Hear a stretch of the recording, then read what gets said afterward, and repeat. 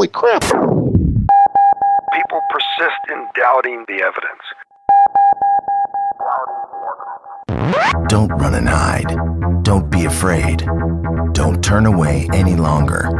The truth will set you free. You're listening to Jimmy Church Fade to Black.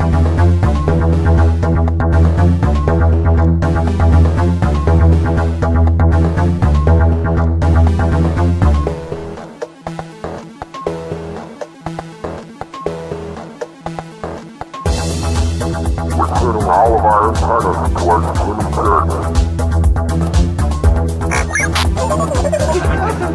And now, your host, the captain of conspiracy, the prince of paranormal.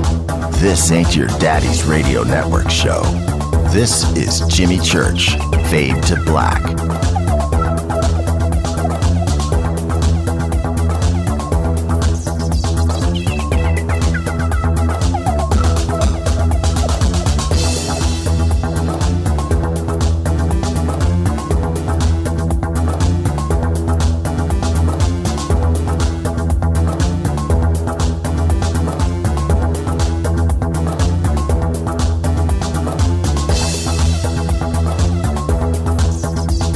All right, hello everyone. This is Fade to Black. Bespoke radio for the masses. Today's Tuesday, January 27th. 27 days into the new year, 338 days left. We are live from the truthfunders.com studios right here in downtown Burbank, California. Do you have a book, an expedition, invention, or a paranormal documentary you want to get funded? Go to truthfunders.com. Truthfunders, the #1 source of backing your project into the fringe. For KJCR and the Game Changer Network, I am your oh-so humble host, Jimmy Church. Big salute to the proud men and women in uniform all around the world fighting that right for our right to freedom of speech and the reason this show exists, and you hear me right now. Think about it.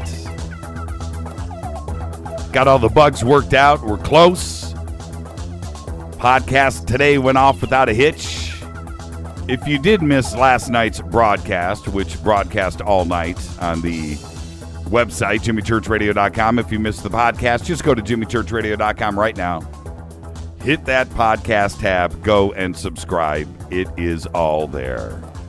Faders.org, www.faders.org, Faders. Become a Fader Not today. It is free. It is fun. Make your neighbors jealous. Oh, yeah. When you're a Fader Not, you get to go to that water cooler the next day and just be a pillar of knowledge. Think about that. And with that, I'm ready. Let's get this show cracking. Excited tonight. It is the Open Minds crew. That's right. The Open Minds crew, Maureen, Elsberry, and Jason McClellan will be with us all night tonight. Fired up about that. Everybody go over to Twitter right now. Say hello to Maureen and Jason. They're hanging out in the sandbox. And, hey, somebody do me a favor. Any one of you Fader-Nots, show Jason and Maureen the entrance to the sandbox, which is hashtag F2B. Very simple. Hashtag F2B. And let them participate in the action. They'll be with us all night. Tomorrow night, Dr. Aaron Judkins will be with us. And Noah's Ark and all kinds of stuff. Excited to have Aaron on with us. But tonight, we'll be taking your calls. We will have Maureen and Jason with us all night. Serious professionals in ufology. The lines will be open. We'll see how it goes with Maureen. We'll probably be yapping a bit too much to open up the lines. But if we can squeeze in a couple of calls, the number is 323-825-5045. You can also Skype in Fade to Black 14. And this is it. This is our second night after cutting the cord and coming on to Spreaker. The numbers last night were phenomenal.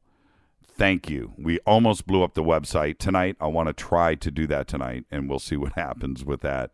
But what's funny is because everybody's listening to me right now, so giving them instructions on how to listen doesn't make any sense, does it?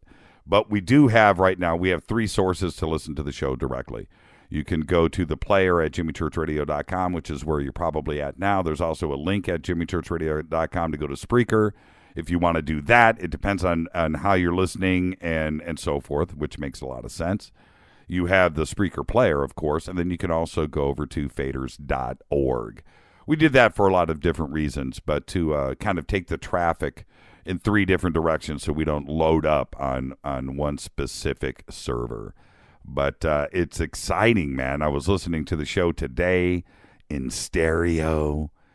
In stereo. Sounds just amazing. And that, to me, I'm a picky guy, and I'm very happy about that.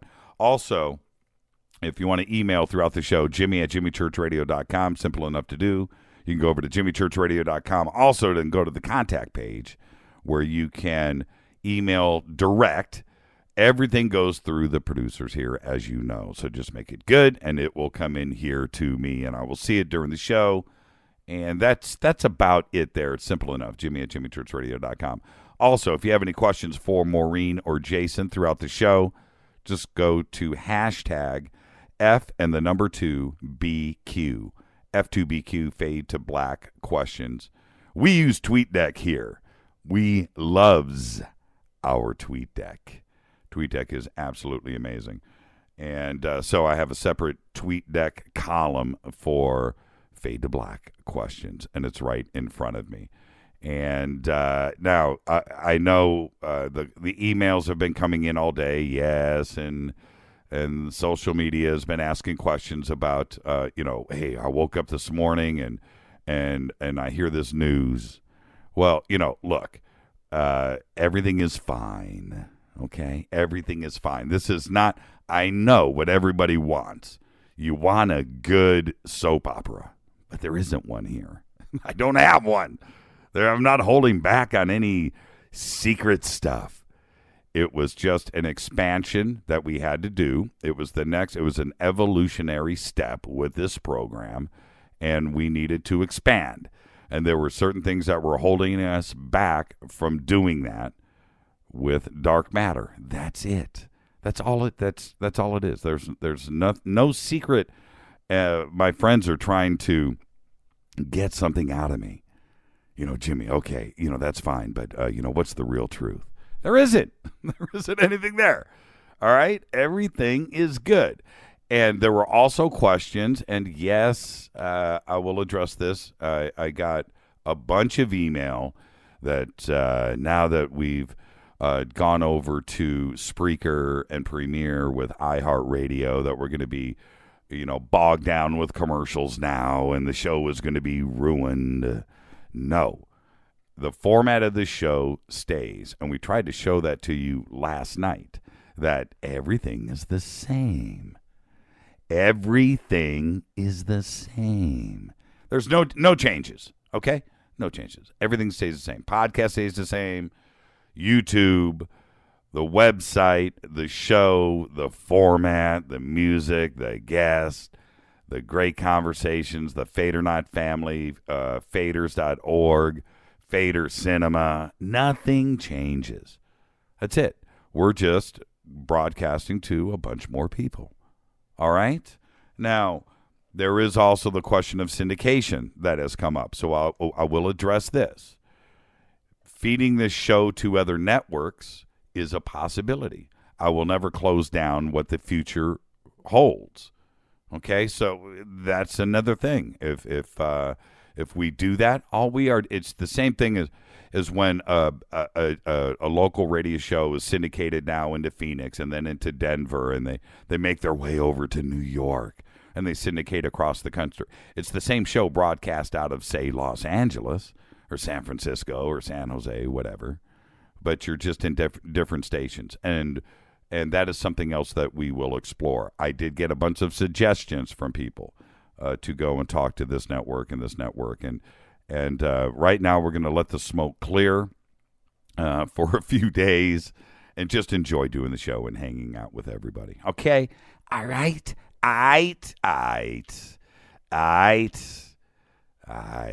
Listen, there's a video. Whoa.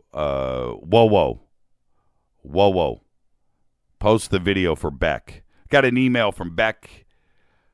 www.beckbeat.com. Giving a little plug to our friend Beck. www.beck, B-E-C-K, like Jeff Beck. Beckbeat.com. The video is called Bad Weather. And we're going to post that in Twitter. And if you can, during the show, check it out. And it's pretty cool. I'm not going to say anything. Just check it out. I would never suggest to go see something unless it's really cool. All right. Now, also, we're excited about another sponsor that will be coming in on the program. And we're going to make that announcement tomorrow.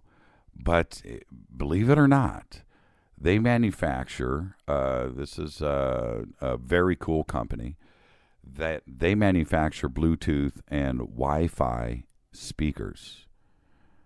And that's all I'm going to say for now. But just maybe they'll say Fade to Black on them. The Fade to Black edition. More on that tomorrow. Okay? And I'll make a larger announcement tomorrow. We've been working on this for a while, and it's really close to happening. So there you go. All right. Now, let's see. Beckbeat, did you get that up? I'm not even looking to my left. Oh, there it is. There it is. Let me retweet this really quick.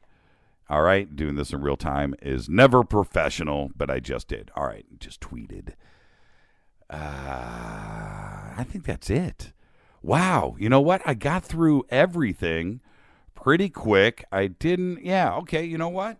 Let's move forward. Let's get to this. The less I talk, which everybody's happy about, the closer we get to Maureen Elsberry and Jason McClellan. Tomorrow night, Dr. Aaron Judkins will be with us. I don't know if it's, I asked him the other day, is it Judkins? Is it Judkins? I think it's Judkins. My money's on Judkins. That'll be tomorrow night. This is Fade to Black on the Game Changer Network. I'll be back right after this. Follow us on Twitter at JChurchRadio, hashtag F2B. Shoot me an email, Jimmy@jimmychurchradio.com. I'm excited. We got a great show. Stay with us. I'll be right back.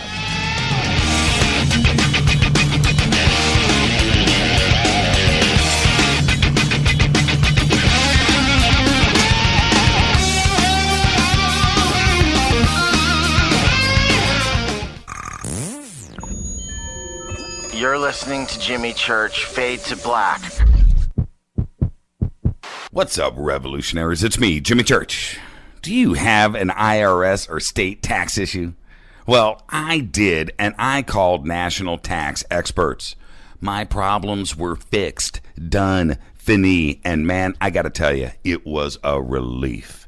National tax experts are a recognized tax office that services clients in all 50 states. It doesn't matter where you live. Give them a call. I'm telling you, they take the time to understand each and every client's individual financial status as well as their financial goals. And that's exactly what you need, my brother, when you're taking on the evil 3-letter. So, seriously, give them a call today at 1-877-909-5444.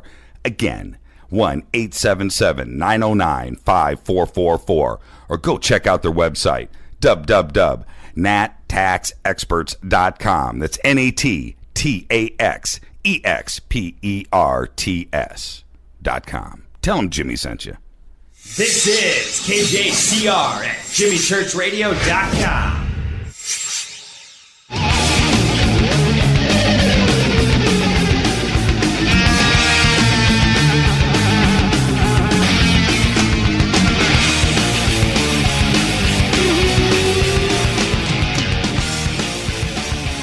All right, everybody, welcome back. Fade to Black, bespoke radio for the masses on the Game Changer Network, Spreaker, Couple of days, iHeartRadio, excited about that. Tonight, Maureen Elsberry, Jason McClellan, the Open Minds crew will be with us all night. Tomorrow night, Dr. Aaron Judkins, Dr. Aaron Judkins. Follow us on Twitter at JChurchRadio. Shoot me an email to jimmy@jimmychurchradio.com. All right. It appears that New York City has certainly dodged a bullet. That's right. New York City Mayor Bill de Blasio called all the warning and preparations, I'm quoting here, a better safe than sorry scenario. And he said it. We've dodged a bullet. Tonight, snow isn't falling in New York City, and the travel bans in New Jersey and New York have been lifted. Coastal areas already coping with early morning flooding, heavy snow, potent winds are bracing for a new high tide, and the storm surge expected with it. On Massachusetts South Shore, the ocean just came in and flooded Brant Rock, Esplanade, and lined homes and businesses that were there. Just got pummeled. But Massachusetts wasn't the only state, getting hit today. National Weather Service also reported about 16 inches of snow in Portland, Maine, 21 inches in Hudson, New Hampshire, 28.5 inches in Orient on New York's Long Island. And it was kind of funny today to hear. I'm happy for the people of New York and New Jersey, and certainly it could have been a lot worse. It looks like everybody prepped. But also today, did you hear or did you see the videos of the surfers in Montauk? That's right, Montauk. 16-foot waves. And as I'm hearing the reports come through, and I heard them say, Montauk Long, my head spun around. What? And pretty incredible to see those videos. And I said last night, I just hope that everybody is wrong, and they were. Okay, it turned out to go 100 miles north. The Northeast is the big winner, by the way, in the extreme precipitation sweepstakes dealt out by global warming, with the region seeing the biggest uptick in the severity of the most severe blizzards or rainstorms across the United States. Amid canceled flights and closed schools, snow with accumulations of 10 to 36 inches, which was expected to strike the East Coast in a day-long onslaught, accompanied by a 75-mile-per-hour howling wind. Such heavy storms now have increased by more than 70% in the past 6 decades in the Northeast. According to the 2014 National Climate Assessment Report, called Extreme Precipitation, these are the top 1% of blizzards or rainstorms that packed the heftiest punch, threatening sudden floods or paralyzing snowdrifts. The trend has hit nationwide, but with less impact in drier regions like here in Southern California, with only a 5% increase in such events. These storms result from a paradox of global warming, in which warmer air temperatures mean more moisture is stuffed up into the clouds. That's why when it rains or snows, we get more rain or more snow out of these overstuffed skies. Kind of trippy, isn't it? Global warming means colder winters, more snow, more rain. Doesn't really make sense. I think everything is cyclical. That's my opinion. You can't have a positive without a negative. It gets hotter, we get more rain. It gets hotter, we get more snow. After Marriott blocked Wi-Fi hotspots in parts of its hotels, the FCC sent a stern warning. Don't even think about trying it again.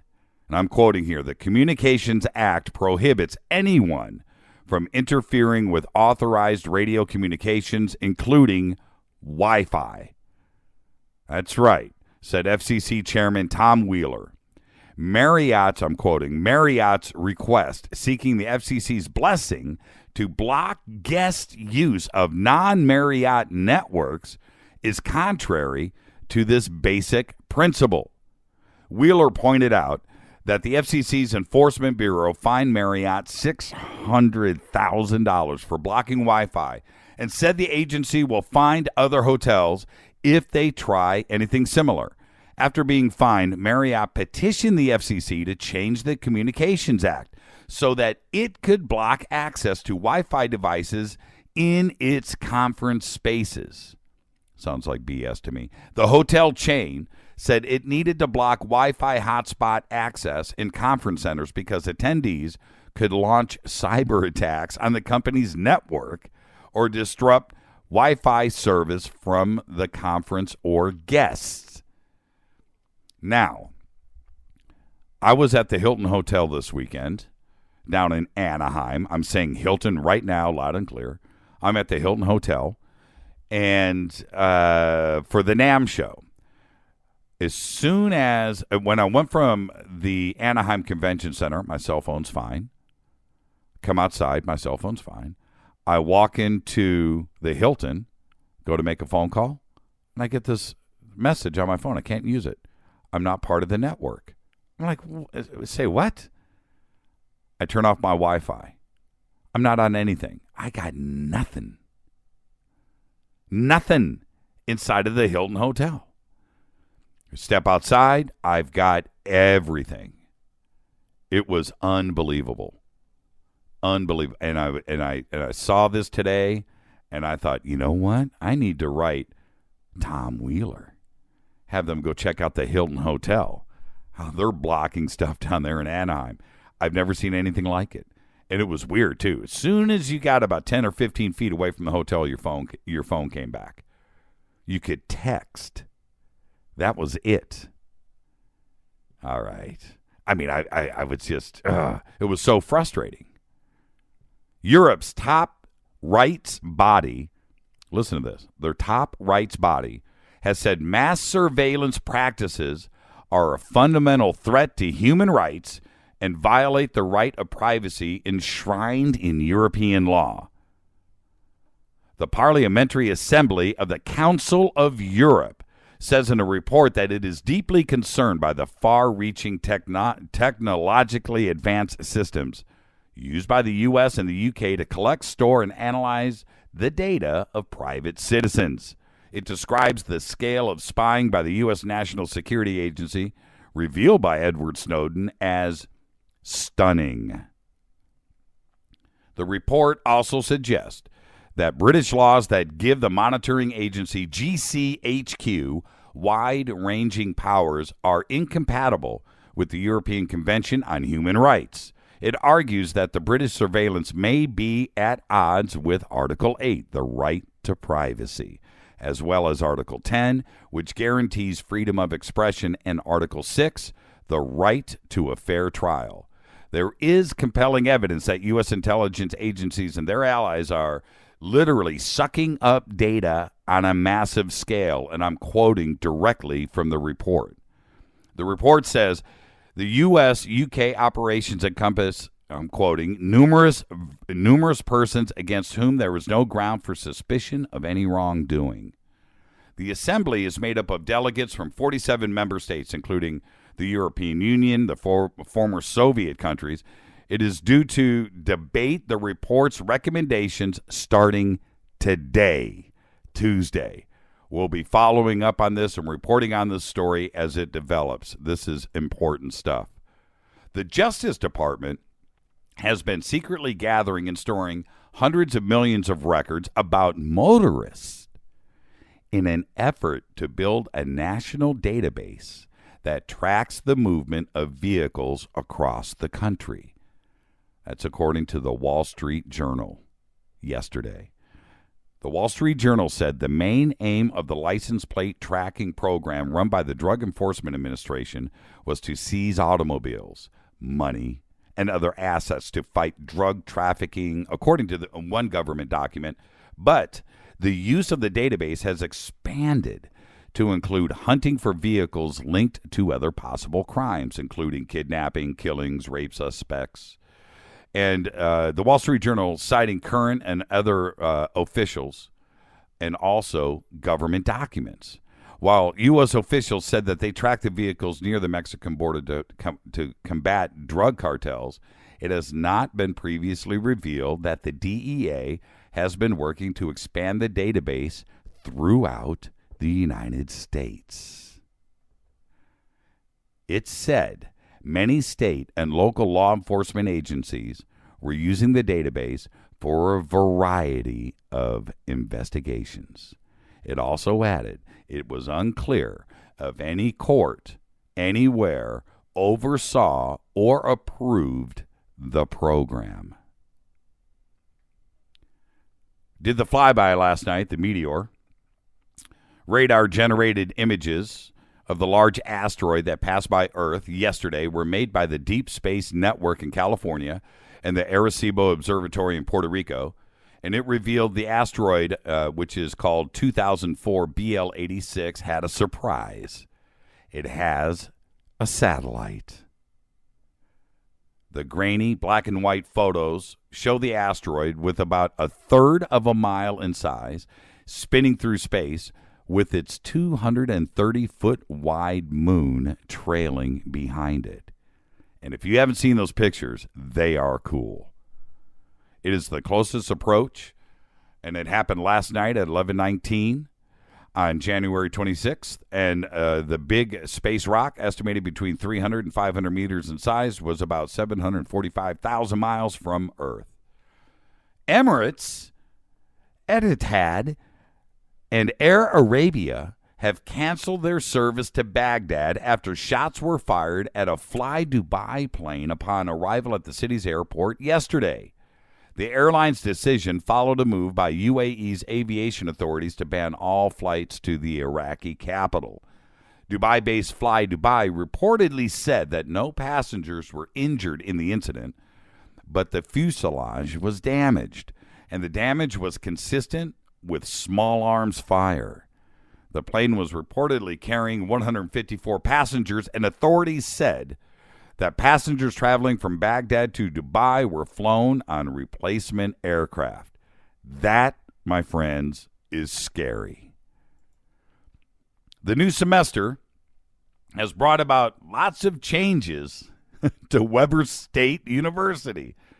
We all saw this one coming, including a new testing center policy that no longer allows students to wear watches. That's right. You're taking a test, you get no watch.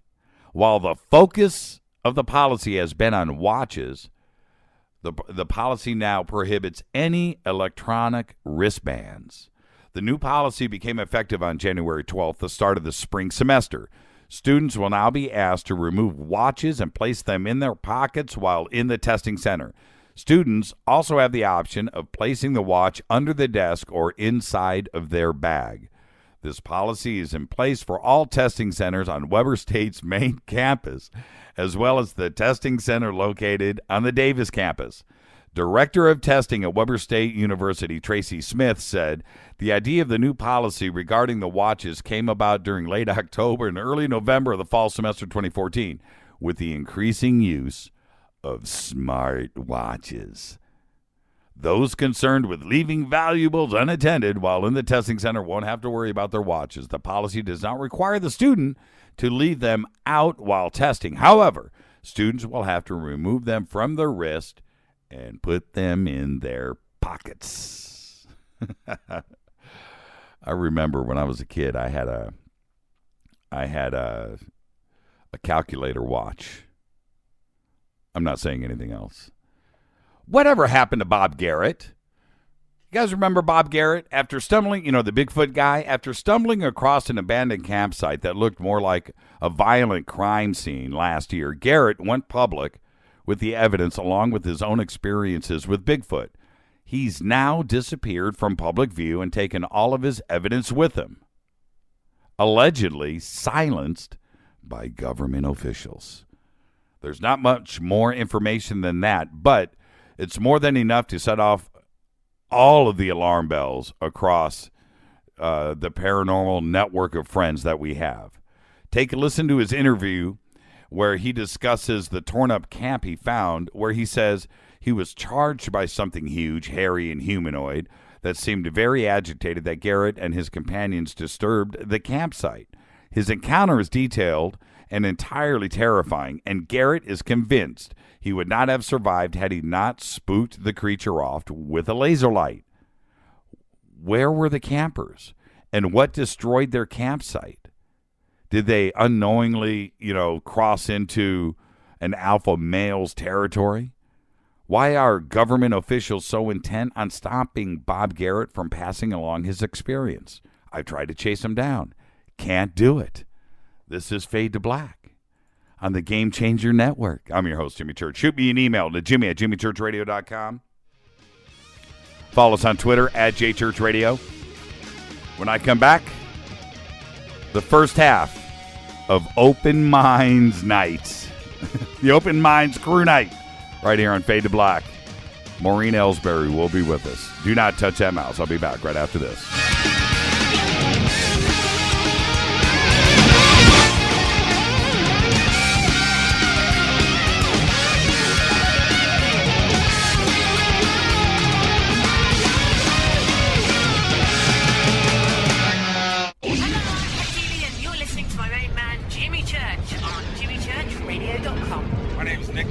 Hi, I'm Rex Dominguez, and I listen to JimmyChurchRadio.com. Jimmy is your preacher. Amen. This is Toby Kebbell. You're listening to JimmyChurchRadio.com. Don't hurt me, Jimmy. I'm only little. Hey, I'm Adrian Grenier. And this is Ari Gold. We're of the Honey Brothers. Yes. We're of the Honey Brothers. Hey, I'm Adrian Grenier. And I'm Ari Gold. We're the Honey Brothers. And you're listening to Jimmy Church. The Revolution. KJCR. JimmyChurchRadio.com. Despite popular opinion, reading a book will not make you smarter. But listening to Jimmy Church will.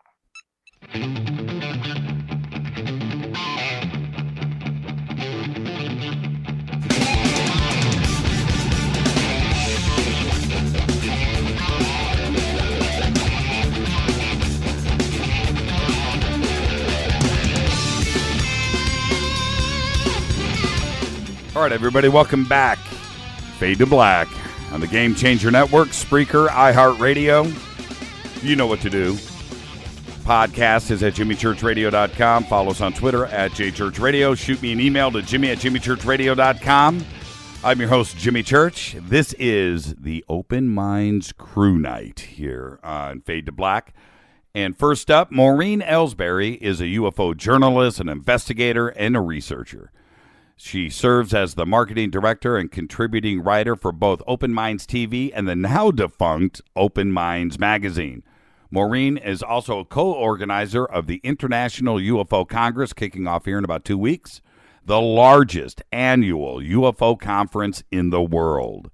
She co-hosts the web series Spacing Out and starred on the show Uncovering Aliens with our good friend Mike Barra, with appearances on Animal Planet, Daryl Sims, Science Channel, Destination America, American Heroes Network, and on numerous radio stations across the country. She has also served as the ambassador for the Science Channel's Are We Alone Week. And I would like to welcome to the program Maureen Elsberry. Good evening, Maureen. Well, thanks for having me on. Sorry it took me so long to actually appear. Yeah, I was getting frustrated, young lady. I was getting frustrated.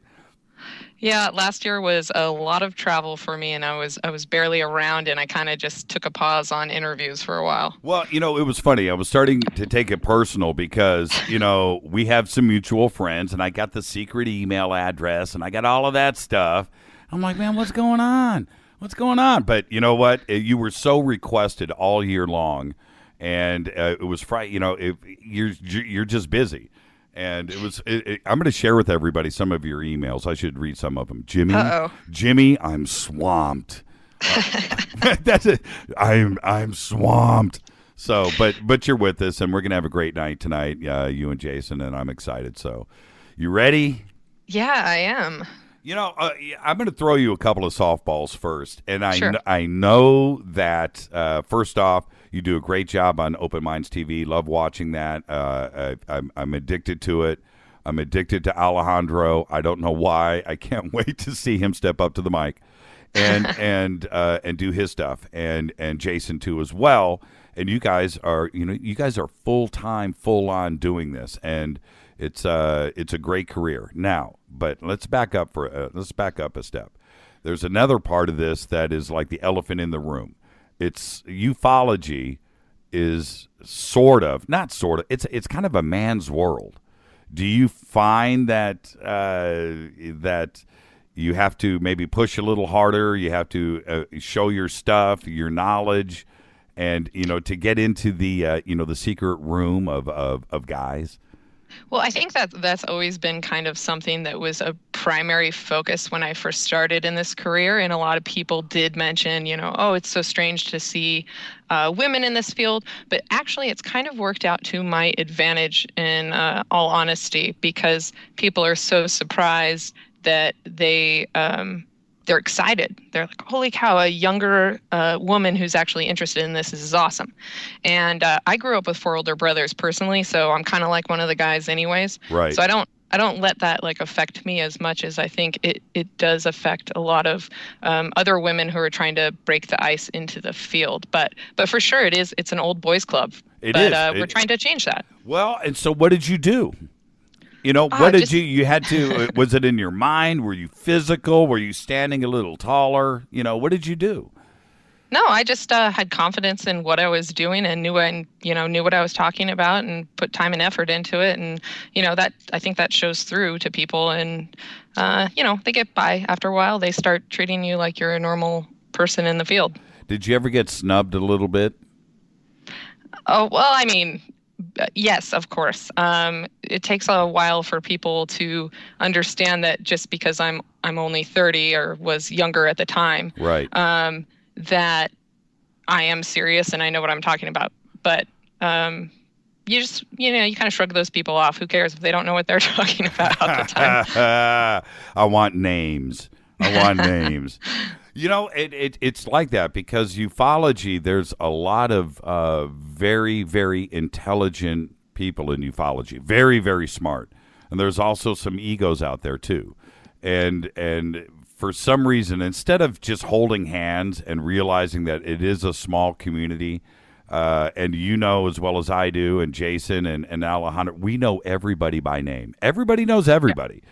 And there's never, and you know what I'm saying? It's a small community. This isn't, how do I want to say? This isn't some worldwide millions of people and authors organization like sports or something like that. It's not that. We all know each other, and can't we all just get along and let's roll that rock together? Yeah, well, it's so frustrating. This field is so much like high school. It's cliques and yes. So much drama, and that's something like honestly I want to avoid. I don't care what your problem is with that person, and I always get people throwing me in the middle of these sort of arguments, and I think it's honestly sometimes gets to the point where you could call it pathetic because people are not treating the subject in the way that they should be, in the sense of, why can't we focus? So you have differing opinions, but do you really have to, turn this into a little drama-filled soap opera? Oh, you're speaking to the choir now. Yeah.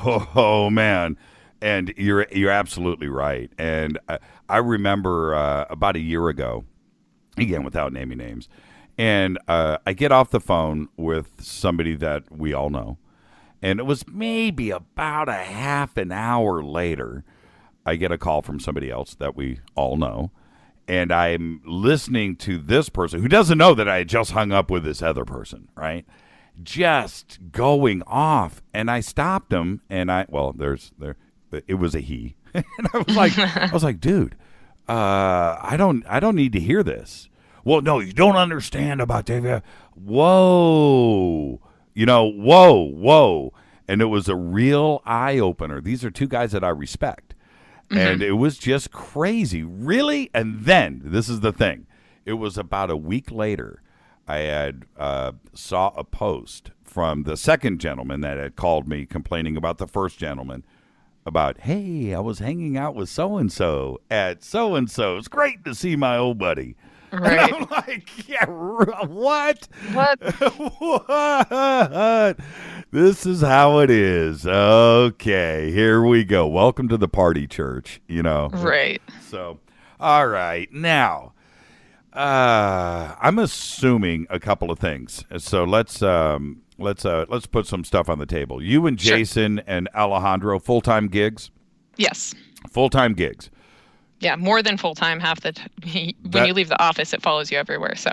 How cool is that? Yeah, we're pretty lucky. I mean, I think that most people in this field, unless they're authors that spend a lot of time writing books and going around and promoting them, don't get the opportunity to be in this field full time, right? 9 to 5. Right. Yeah. And the offices there, again, I'm assuming these things. I'm just going to ask. I didn't ask Alejandro. Is it full on set, television, cameras, everything is there, and the offices are there, and that's where you hang out? Yep. So we have the studio's actually right behind my area in the office, and giant curtain behind me, and so we film in the office, and it's all happens here. How big? Why would you ever go home? Okay, so how big is the staff there? With open minds, and you look at the amount of productions that you guys do, not only with the TV and the radio, but it's also all the investigative stuff and the writing and the website and of course the Congress. How large is the staff? So we used to be a bit larger, but about a year ago, we are now about 4 people. So we try to do a lot and on a very, very small scaled staff. How many? Are you kidding me? Really? How many people are working on this website right now as you and I are talking? So that's Jason, Alejandro, and myself. You're kidding we do the me? website, all of the website. Yeah. Oh, that is a full-time gig. Mm-hmm. Yeah. So you don't go home. Okay. All right. No, I have a cot in the back. And okay, now the secret stuff. Name some sources. Where do you guys get? You and I were talking earlier, about a couple of friends, mutual friends. But aside from that side of things, where do these sightings come in from? Because I try to think that myself and our staff here, that we have a grip and we're always looking, just like you. And you guys come up with some of the most interesting things and fresh stuff every single day. Where are you guys getting this? So, there's a couple different avenues we take. We follow the mainstream media a lot. And I have like 800 Google alerts set up for all sorts of different keywords. So, as soon as they come in, I see them. But also, for the sighting reports that we publish on Open Minds, we just brought on Roger Marsh from MUFON sends us reports every day that we publish as well. So he's not really official staff member, but he'll send us sighting updates. And so we get those from behind the scenes from MUFON. And also we just get people constantly emailing us, calling us, sending us videos and pictures. And it's this awesome thing. Sometimes you get some really good stuff. Sometimes you get a lot of BS. With your monitoring of not only the website but all of the other stuff that you guys are linked to, YouTube and everything else, are you able to watch the ebb and flow of traffic? In other words, like last year, was there more or less traffic on Open Minds? Because I know that there's heavy traffic that goes through the site. Do you see the interest in ufology kind of ebb and flow and go up and down? Oh, yeah, for sure. And I think that has a lot to do with,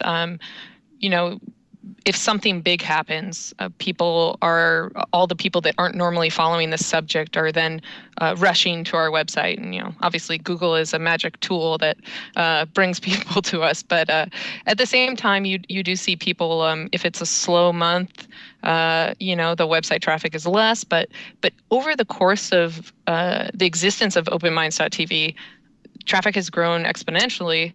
And again, I think I've seen that happen in general with people's interest in the subject. Like a lot more people are expressing interest that you wouldn't expect as well. And that was my next question. I think there is, I don't think it's definitely not going down. I think it's going in the other direction. I can feel it. And do you see more interest in ufology? Is it on the upswing with everybody out there talking about the attendance of conferences being down and magazines being shut down, and which you know about directly? Yeah. but you still have 15 shows a week on satellite on DirecTV that all deal with ufology, and they're the highest rated shows on cable. So the interest is still there. Do you think it's the awareness is expanding? I think so. And I think that has a lot to do with also, obviously we made the very painful decision to stop producing Open Minds magazine with our June-July issue last year. And that's more of the way people are digesting media as well. So, for instance, print magazines are kind of going to the wayside a little bit. So it's not necessarily that we're seeing these things ending, and then all of a sudden TV is, every channel has 18 UFO shows. Like, I can't watch TV without seeing a UFO show, and sometimes it drives me insane. Well, it used to be there was nothing. Right, yeah.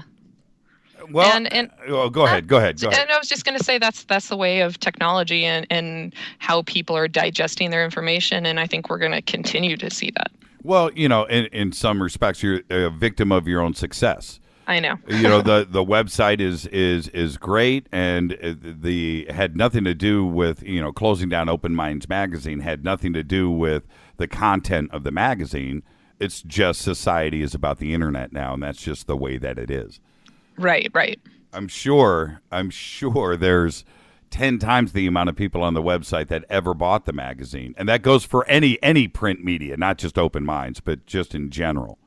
Exactly. And I mean, just for one instance, is your Twitter people I can't keep up with them. They're crazy. They're tweeting so fast. But I mean, that's just the way people digest information, and that's awesome. I think it's great. But yeah. Well, the approach of this show, and which this is an interview with you. It's not about us, but the show also.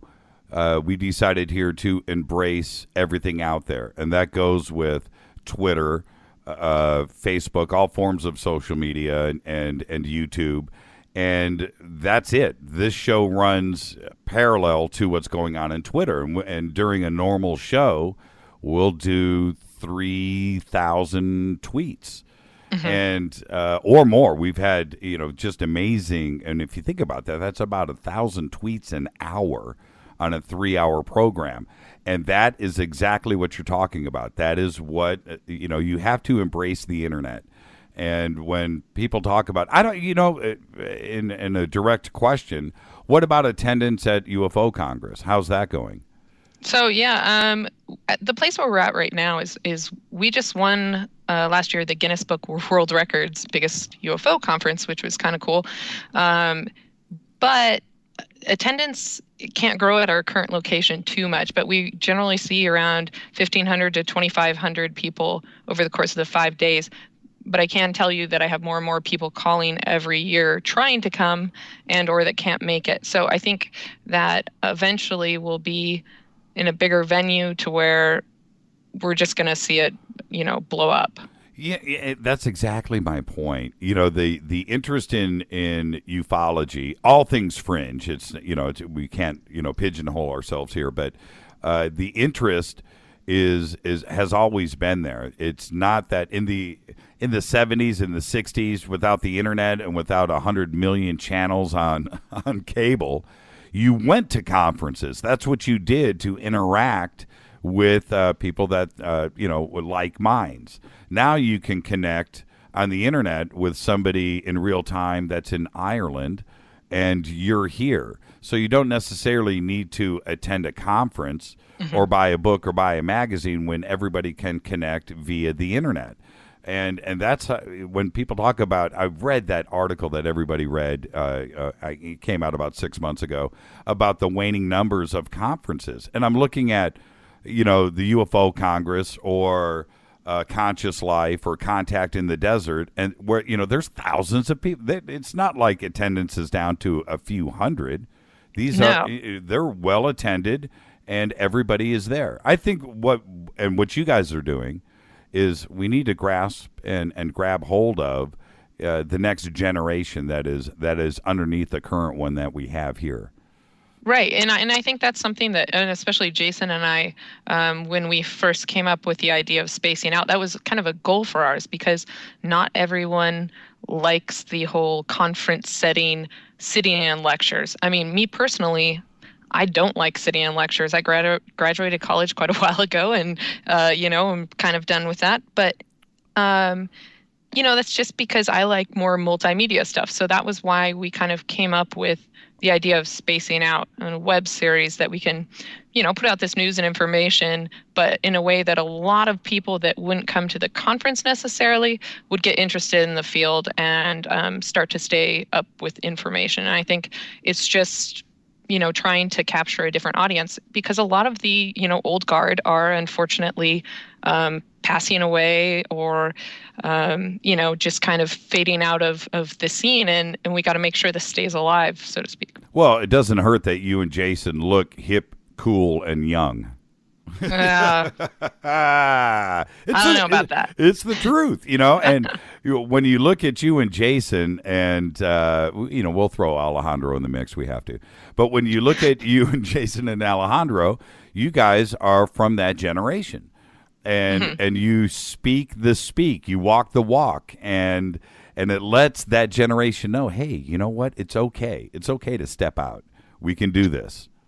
Yeah, and and on the other spectrum, I have seen so this is going to be my 7th UFO Congress. This will be the 5th year I've been a co-organizer of the event, and I have seen an increase in younger people coming. So that's been really cool to see, because that's obviously a huge goal for me, is let's get more young people involved, because, I'm sure you saw, like on Uncovering Aliens, it's me and 3 old dudes. No offense, Mike. I know you're listening. Well, he turned. What did he turn? His birthday was yesterday. He says he's 29. I'm not buying it. Oh, yeah. That makes me older than him. Yeah, I think that's why he said it. Well, but oh God, I can't believe we just did that. Let's back up a step. What does your family think about what you're doing? So, I get asked this question quite a bit. And when I first got into the field, honestly, my mom thought it was the most hilarious thing in the world. And I'm really level-headed, so she, it's not like she was like, "Oh, my daughter's crazy." It was more of, she just thought it was so silly and funny, and that it was this comedy routine. But now, now she's totally used to it, and they treat it like it's an interesting thing, and I think they've gotten to the point where they don't really mind it as much anymore. But did you read books or have any flying saucer stuff in your bedroom when you were a kid? So, I grew up with E.T. and Close Encounters and the X-Files, and I was absolutely fascinated with the paranormal. And I think at the time, I thought I was more fascinated with, ghosts and things like that. I thought my house was haunted. It was over 100 years old, and I was freaked out all the time, would never want to be alone upstairs. And but we recently found this drawing of a flying saucer and aliens I drew for my brother when I was about 7 or 8. And so it was all kind of linked back, and I was always scared of walking down to the beach by myself, because I thought aliens were going to get me. So I think it's always been a weird fascination. I just absolutely never had ever imagined that I would end up doing this full time. Did you remember drawing the picture? No, I don't really. I remember being scared, running around, the island I grew up in of aliens. But, it's childhood imagination, hopefully. Now, did you tell Daryl Sims this story? Okay, so it's not Daryl. It's actually was Stephen Jones that is convinced that I was abducted. Yes. And so he thinks I've had lots of contact, and I just don't know it yet. I always like to say that I I always have had crazy dreams, many crazy dreams. I have crazy dreams to this day. I bring my work home with me, so that's what I like to say about dreams. Would you let Daryl regress you? You know, I know he's asked. I know he's offered. I don't think he has, actually. Oh, he hasn't? Okay. I don't think so. I don't know. You know, Daryl is the sweetest guy in the world, and I think that he's very... I think he'd rather, if that was the case, which, you know, I personally don't believe, that he would find all sorts of crazy memories that may be actually just dreams. Yeah, or maybe stuff that, you know, you need to keep private. But yeah, exactly. We were out to dinner one night, and I was telling him about my little sleep paralysis thing that I had, and there was something in my room, and I could feel it, I could see it, but that was it. There's nothing else to the story. There's no, you know, abduction or anything like that. But the sleep paralysis definitely happened. It was about 15 minutes long. And yeah, I get that all the time. Yeah. Right. So I tell Daryl the story, and he's like, "Hey, man, you need to be regressed. You know, there's something to this. You don't know." I'm like, Daryl, you know, honestly, man, let's just let it go. You know, that's just, I don't want to know. And if I was, and if it did happen, you know what? I don't really want to know. I don't. I honestly want to stop talking about this right now. Can we order dessert? You know, can we move on? But yeah, for sure. Have you ever had a sighting? Well, okay, so I haven't had any real awesome daytime sightings. I have seen some things with night vision I can't explain, but that's not to say that I won't try to eventually find some rational explanation for it, so to speak. Well, what did you see? Well, the first thing I ever saw, which was high up in the atmosphere, was a delta-shaped looking craft moving very fast, and then all of a sudden taking a 90-degree turn. What? And, what? You know, what? Yeah, it was weird. Can't really explain it. Who was with you? I think Jason was with me, actually. This was before Open Minds was a full-fledged company, because we helped form it. And so this was 2008 or 2009, and it was actually at our first International UFO Congress when it was back in Laughlin before we took it over. Right. And we went out with Ed Grimsley. Yeah. He's a character. Yes, he is. And so we went out and we're using this night vision gear, and we spotted this, and it was kind of an odd moment where, you know, I'm trying to think, could that be, it's obviously not a satellite. Could that be space junk? Ricocheting off of something? I don't know. That seems really odd. And it was the first odd thing I had seen. I've seen other night vision sort of, actually, while shooting Uncovering Aliens, and unfortunately they didn't use the full video of this because it was a lot more interesting watching it live, and they have a clipped down version. But we were out and captured, you know, we saw tons of satellites, shooting stars, airplanes, bugs, the works. Right. And then all of a sudden, both Stephen and I think at the same time saw this, where these three, what looked like satellites, three of them at the same time came together in a triangle and then spread out in a different direction. And was this at Lake Michigan? No, this was not at Lake Michigan. This was in Arizona. So this was up near Bradshaw Ranch. Right. Yeah, and I got to tell you, I said, well, that's weird because I know, you know, sometimes satellites can cross, but it's really odd to see three at the same time. And I did a lot of research afterwards trying to track what satellites were over that area at that time and whether or not those could have been satellites. And I did not see any evidence for that to be the case. So for me right now, those are still unexplained lights. Wow, that's such a geeky thing to do. Nobody would take that to the next step. And yeah. I know, nerd. This is Fade to Black, bespoke radio for the masses on the Game Changer Network. We are talking, tonight is Open Minds Crew Night. We are talking with Maureen Elsberry.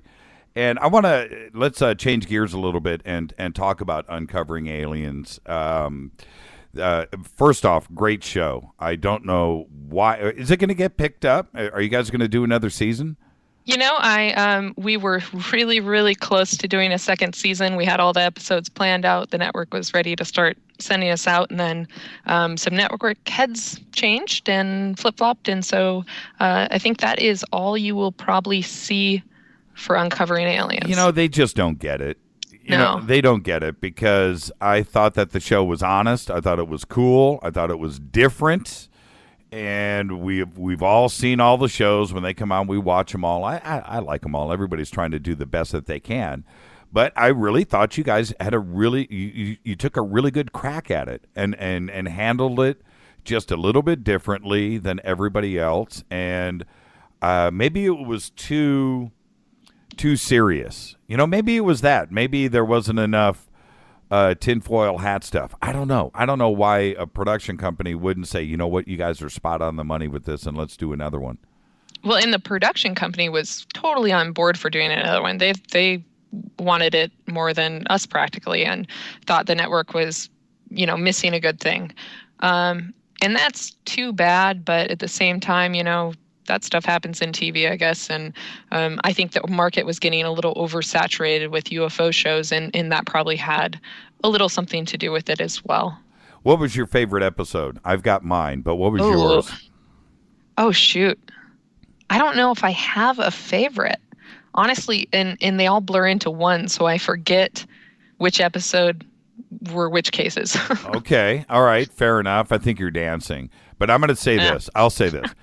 The episode where Daryl Sims has got his little flip chart book. Yeah. And Steven freaks out. Yeah. So okay. That was an interesting moment. Okay. Now that for me, my hair stood up. I was like, whoa, that's a moment. And I'm glad it made it into the show, because I could see that really, it was a sensitive moment for everybody. And everybody's wondering what we're talking about if they haven't seen it. What happened? So basically, we were interviewing this man who felt that, he had seen all these UFOs flying by his house, and that an alien had transported into his room and was hovering over his wife at one point. And they were trying to Daryl was flipping through this book, trying to get this guy to identify the type of alien he saw. And it's one of those interesting flip books where you can make different lips with different faces. Like a detective would have.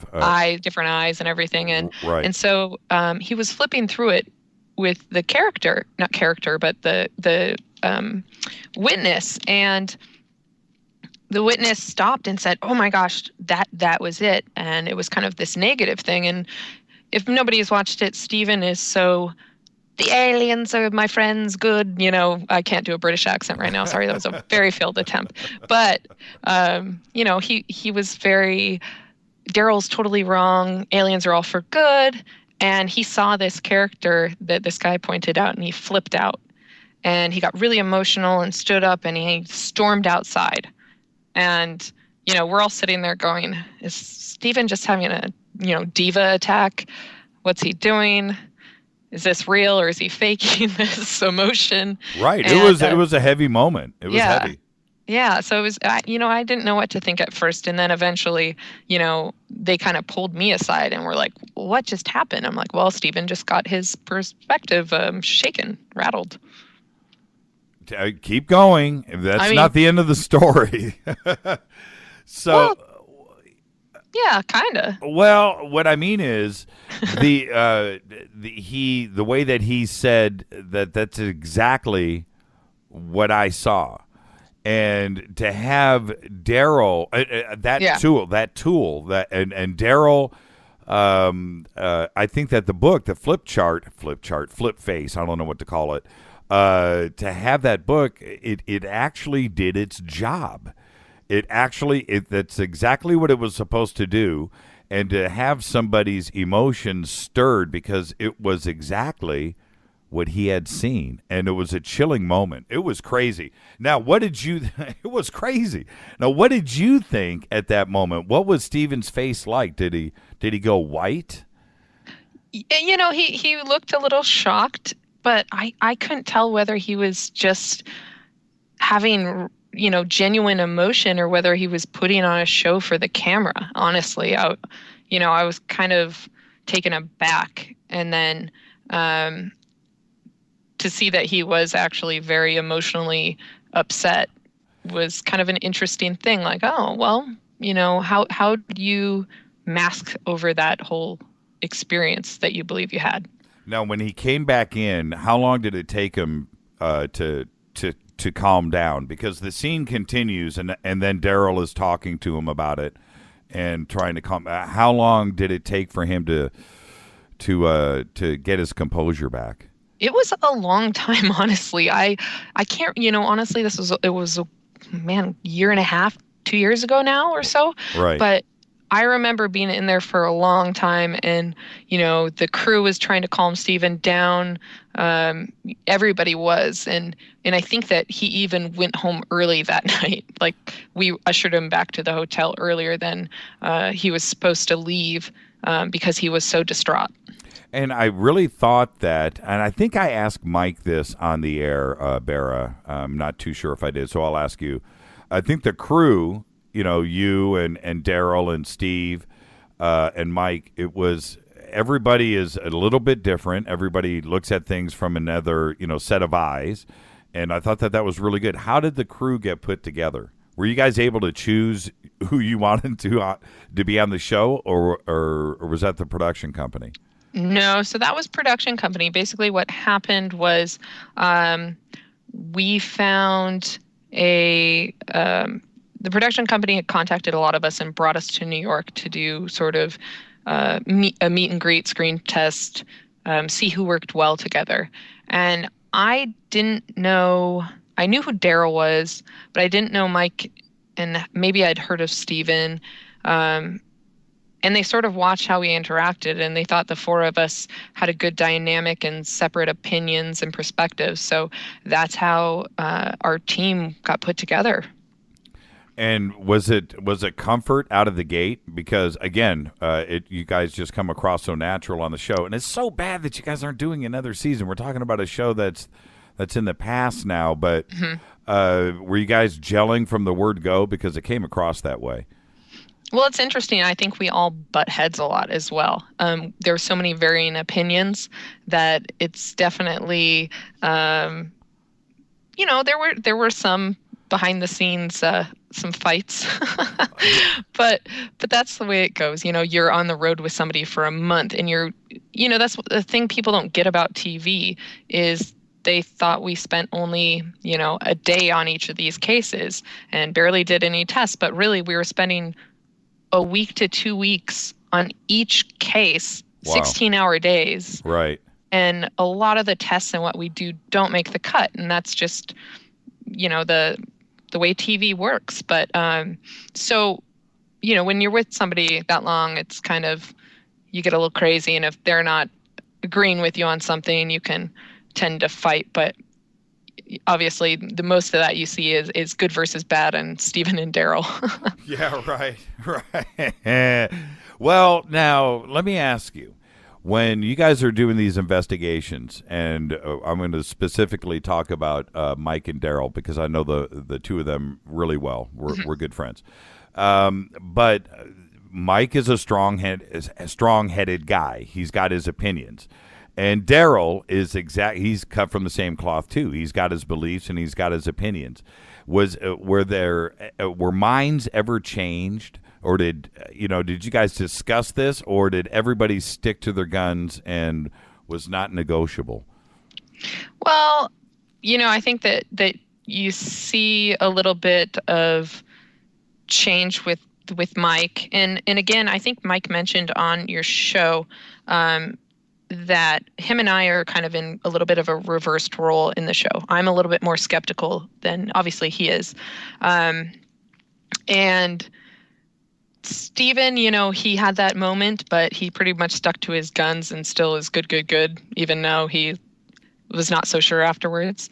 And Daryl's the same. He's, sticking to his guns also. Yeah, exactly, and that's what I want to hear. Well, what was cool about Mike, and he's listening right now. I haven't. I'm sure he's. He called me an evil witch for that birthday comment. Oh, did he really? On Twitter, Mike, yes. Mike, chill out. Okay, well, you know what? Let's start talking smack about the Seahawks. And, No, hold on. I'm from Seattle too, though. Okay. All right. In fact, Mike and I ran into each other at a Seahawks game last Christmas, and they're coming. They're here right now in Arizona because the Super Bowl is coming up here. Yeah, next week. I can't believe it, man. This week. What am I even saying? Weekend, Today's Tuesday. The one thing that I thought that Mike did, though, I thought that Mike presented another side of himself that was, I think he was inquisitive, and he was asking questions, and he was genuinely interested in certain. And I was blown away by the way Mike came across in the show. And I don't want to run this into the ground, but it was a side of Mike. I was like, Mike, man, you're actually pretty cool, you know. And because Mike is a strong-minded guy, and you hear him talk, and he's very opinionated, and he writes about some pretty cutting-edge stuff. But on the show, he came across like a level-headed guy, and I don't know if that's the real Mike. Well, Mike is definitely very, very strongly opinionated with things, and I'm not going to get, and I told people I was going to get revenge on him, and I'm not really, but that was for his comments about what happened behind the scenes with me, and him taking pictures while I was filming that are not. Okay. Yeah, he spilled that out on the air live, and I was like, whoa. But I did say, really? I was busy cutting down a tree, and he was way far away, and just I was in basically swamps and woods, whatever. But he kind of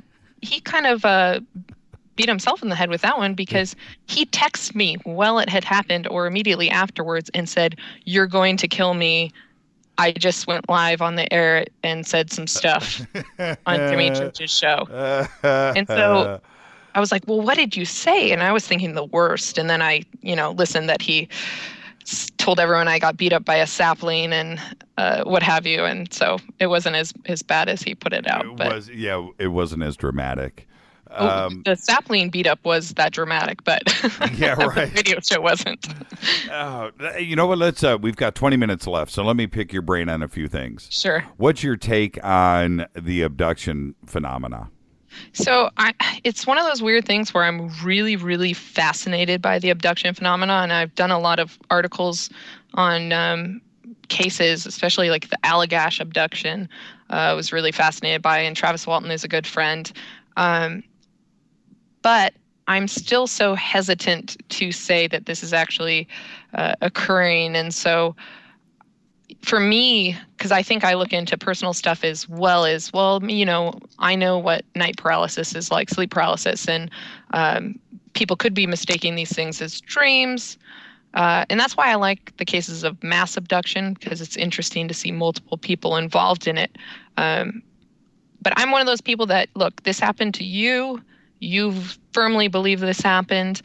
I wasn't there. I'm not going to judge you and say, this didn't happen to you. Who am I to be that person? But I'm always looking for a rational explanation before I say something's truly anomalous. And so I think that's why, since I'm fascinated by it, I'm a glutton for punishment, and I like things I'm scared of. So, is there one case that stands out for you? Like I said, I think the Allagash abductions were really interesting for me, and it's easy to read the skeptics' perspective on it too, and not think, well, maybe that could be rationalized to be that instead of that. But that one is really mysterious, and we're actually having Charlie Foltz from one of the guys, and that the Allagash abductions, of course, was 4 men on a 10-day canoe trip, and they had seen a light with other campers, and the next a couple days later, it happened again, and they had this weird missing time experience and started to recover all these memories under regression later. And all I can say is what happened to these men, they truly believe happened. what it is. It's very hard to say, but to them, it's a extraterrestrial abduction, and they were subject to experimentation and all sorts of stuff. So, yeah, it's hard to brush aside the missing time aspect because that's what caused them to be aware that something happened. Right, right. You know, they all shared the same story, and when they got to shore, they looked at each other. Wait a minute, we've been gone for a long time. Just lit this bonfire, and now it's smoldering. Yep. Yeah. Yep. When we left, that thing was huge. We're back, and it's gone. And that all of their stories were the same on that. What they didn't remember was, you know, where'd the last 2 hours go, 3 hours, 4 hours, whatever hours, with that bonfire burning out. Exactly, and it's a strange story, and I'm excited to hear them talk. I'm kind of maybe this is taking the easy road out, but I pretty much will never ever say I believe something is 100% extraterrestrial in nature, because I'm not sure. And that's why I think I'm so fascinated by this subject, is because I want to find out what it is, but I don't have a clear-cut answer now. So that's why I think I'm in a fortunate position where I get to do this full time, because I'm hopefully inching closer to some sort of realization for myself, not only for other people. And what do you think about some of the comments out there, not only about Open Minds, but ATS or other websites out there that, you know, are heavily trafficked, and, you know, about being CIA disinfo agents, you know, that you guys, you hear these stories all the time. What's your answer to that?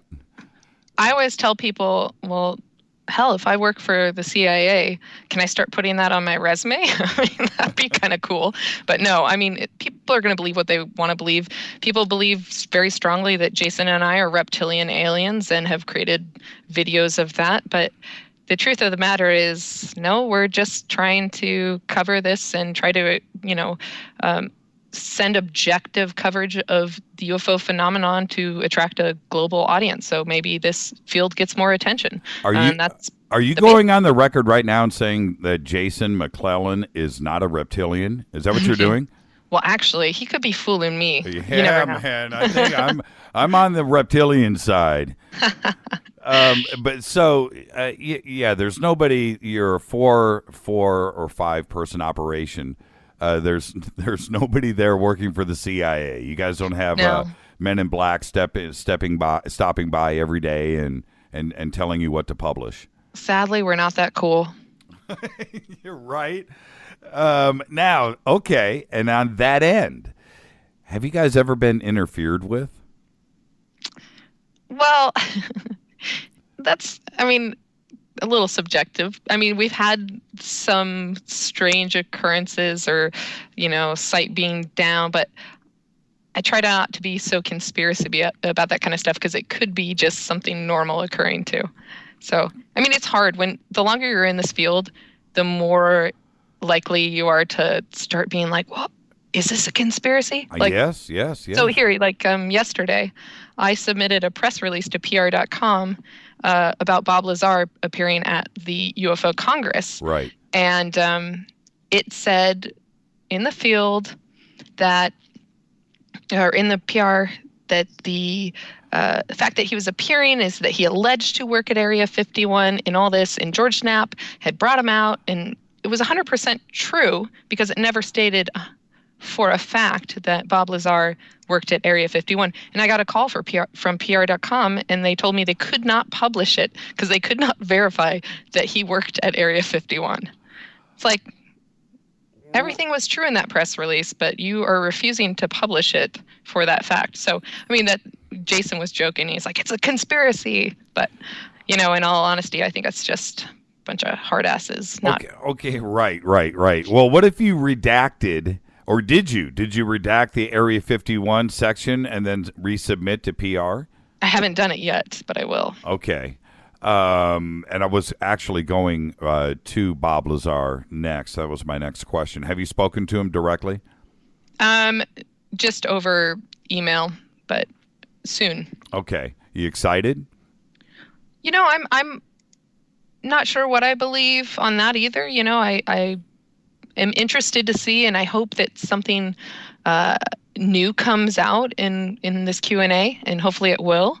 But yeah, I mean, he's very controversial, and people are on either side of him. Either they think he's, complete BS, or that he really knows what he's talking about. And there's a lot of coincidences that, he put Area 51 on the map, and he, had talked about element 115 before it was discovered. So right. I think people are excited about it, and whether or not you believe him, it might be interesting no matter what. Well, with my correspondence with Bob last year to come on the show, and he was open to it, and we were inches close to doing it, and then I think him and George talked, and then he went and did the stuff in Las Vegas, which is fine because they're old friends and so forth, no big deal. But what Bob did say to me was, I just don't know what we would talk about. And I said, look, Bob, it's not that what has been said has been said. There's no reason to regurgitate all of that. Everybody wants to know where the hell you've been. Right. Where have you been? And why did you leave? And what have you been doing? Right. That people actually need to know, and they want to know this. And that's not only a 3-hour show, that's like a 3-week show. We could talk about all of this. It's your life is a fascinating life, and you affected a lot of people. And if I'm out at the UFO Congress, and thank you for the invitation, and I hope that we can make it. If I'm there, that's what I'm going to ask. That's what I want to know. And if I'm not there, will you ask them for me? For sure. And you know what? And to all the Fadernauts out there, if anybody has any questions they want asked to Bob Lazar, you can send them to contact@openminds.tv in advance, because we are compiling them. And George Knapp will be asking, sort of the cream of the crop of the questions to him. Yeah, I hope that Bob is not, how do I want to say this, that he's not nervous about how the public is looking at him. I think that we all respect him, and I think that's, I think he's a little stage fright maybe is what's involved here, because he's been gone for this is 2015 now, so it's been 15, 18 years, 20 years, 25 years. Well, 19. He was still talking. 89. Wait, okay, but yeah, he was still talking. Yeah, he was still talking in 95, 96. Yeah, so, but still, that's almost 20 years ago.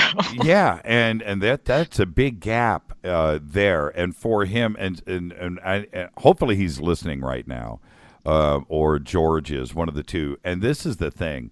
When you come onto this stage as big and bright as he did, and really, really exposed Area 51 and brought up subjects that had never been talked about before, and certainly without the detail, or with the detail that he did. Well, when you burst out like that and you blow up ufology, and you are the center of our known universe and then all of a sudden, gone, just gone.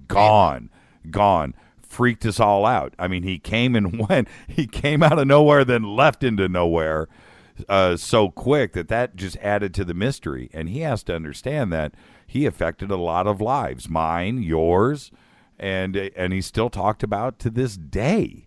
And he needs to understand that it's okay. Nobody, it's not like there's a bunch of negative stuff around this. We're all concerned, and we want to know, and it's really the truth. I think he needs to know that.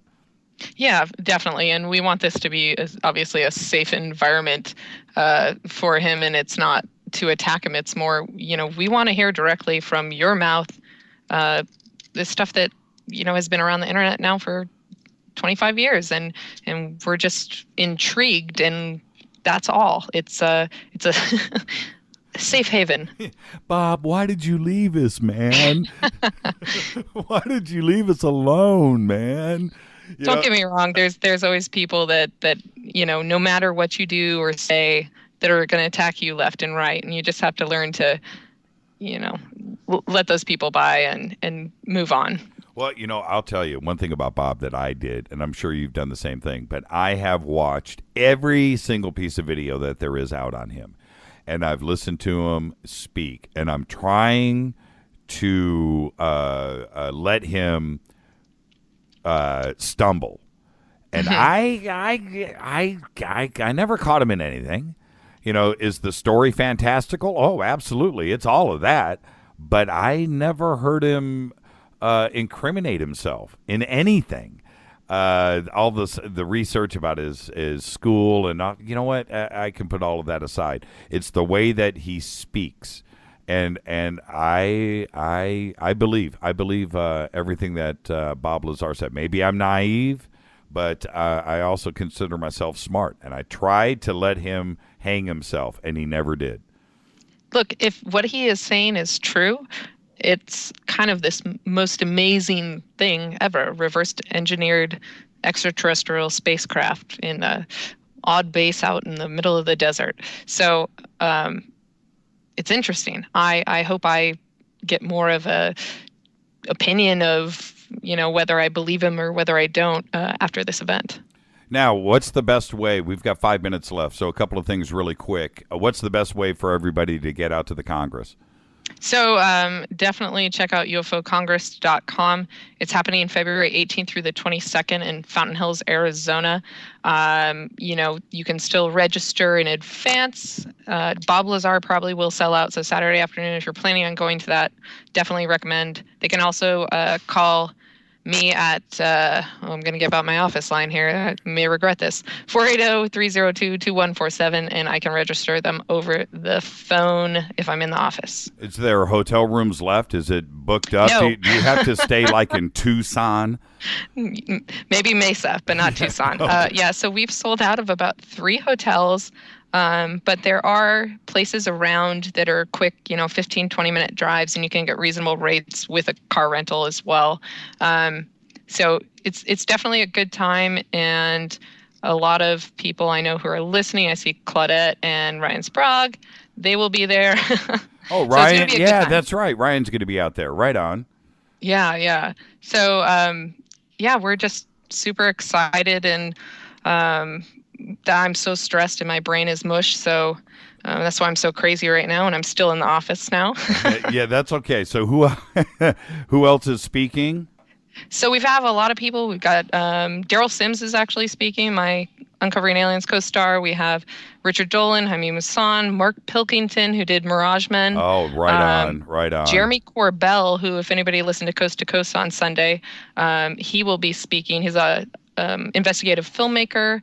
We've got, lots of people, some women, Joan Bird, Cheryl Costa, who else? Christopher O'Brien. I mean, the list goes on. We have over 20 speakers, so. Oh, you got Tommy Reed's going to be there, too. Yeah, Tom Reed's going to be there. Yeah, for sure. I'm actually looking through John Burroughs. That'll be great. Yep. Of course, James Gilliland.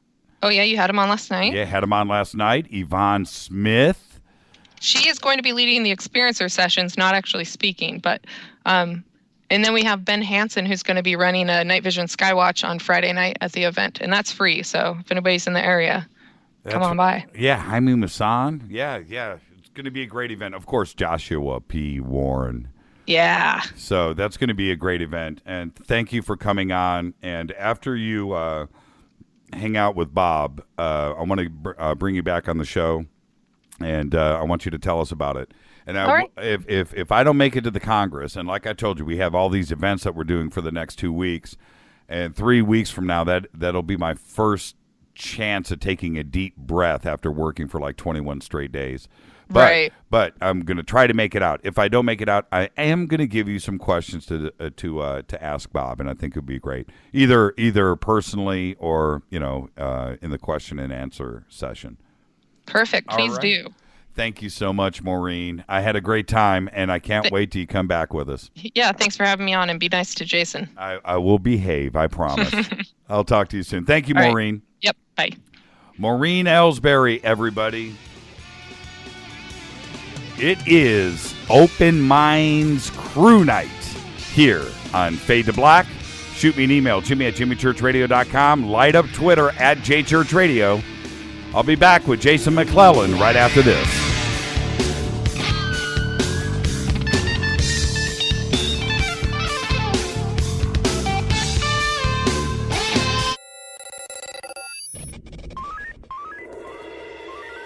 Well, here, we listen to Jimmy Church.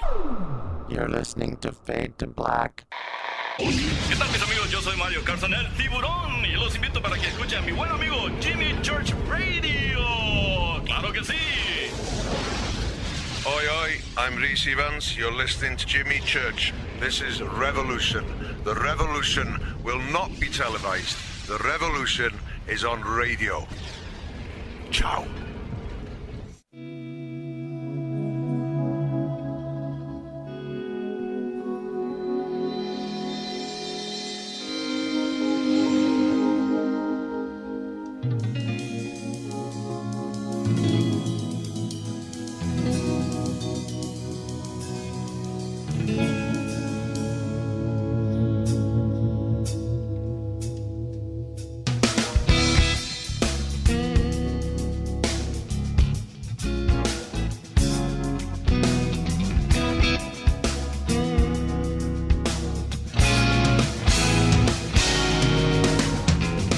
All right, everybody, welcome back. Fade to Black, bespoke radio for the masses on the Game Changer Network. Shoot me an email to jimmy@jimmychurchradio.com. You can follow us on Twitter @jchurchradio. Jason is hanging out there. If you have a question for Jason, hashtag F2BQ. I'm your host, Jimmy Church. Jason McClellan is a UFO journalist and the producer of the web series Spacing Out. He is also the web content manager and staff writer for Open Minds TV and co-organizer and technical producer of the International UFO Congress. As a founding member of Open Minds, Jason served as a writer and editor for the now defunct, I hate saying that, Jason, Open Minds magazine. He has appeared on Sci-Fi, Nat Geo, and most recently, last year, he was on H2's Hangar 1, the UFO Files. I'd like to welcome my friend and reptilian, Jason McClellan. How are you, Jason?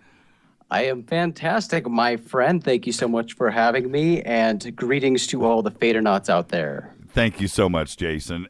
Are you a reptilian, man? What's the deal? Come clean. I'll let people decide that for themselves. It could be the haircut. I don't know. You know, it could be, and to my knowledge, I am not. But everybody keeps telling me I am, so I think I'm missing something. I know you just heard Maureen, and one of the things that I think is great that you guys do, seriously, is that next generation. I don't even know what generation are we on. Are we on Z now? What's the Y? I think they gave up counting. I don't know. So whatever generation is up and coming, you guys are waving that flag. Can you feel it? Yeah, I feel it a bit. And and are you cognizant of when you look out and not only at the Congress but all of the other conventions that are happening around the country, that there is indeed, I see it. It's something you can touch. Another generation that is coming up. The 20-somethings and the teens. They're very aware of what is going on. It's absolutely apparent. You definitely see it, like you mentioned, at the conferences and events and online. Television networks notice it in their viewership because they see that's where the interest is. That's where the demand is. So more UFO content keeps getting pushed out there. I don't know if you want to call it a shift in consciousness, but this is a universal topic. Everybody's interested in UFOs and extraterrestrials. And as you mentioned, pretty much everybody has a UFO story. So I do think that because of media and a lot of things just coming together now and the time we're living in, this future world we live in, it's becoming a more normal topic for people. You have celebrities talking about UFOs all the time. You have UFOs on TV all the time. So the stigma is still there, and it's going to be there for a long time. But at the same time, it's becoming less so, less of a bad word, UFOs, and less of a crazy topic, and more of a normal topic. Have you ever? I'm sure you. Actually, I want you to share a story with us. When you're at a convention and you'll have somebody come up, and let's just say, I'll pull an age out, 18, 19 years old, come up, start talking to you, and you find out as you talk to them that they know everything. They are well-read. and they can pull back references going back to the 70s and the 60s and sightings and people and names and places, and they actually are educated and know the subject well, and it just warms my heart. Have you had that experience? It's incredible. I mean, I can't keep up with the kids at the conferences now, because you're right. I mean, some of the people who do come, some of the younger generation showing up to these events are hardcore. They have on their bookshelves hundreds of UFO books, and it's just become their passion, and they're so engulfed in it. And I love seeing this, and this is what, everything we do. Personally, I want to see this happen. I want to encourage people to do their own research, to look into the topic for themselves. I won't say hate, but I strongly dislike people who blindly follow, people who will latch on to one researcher or another, or one book or another, and just blindly believe everything that particular person or source says.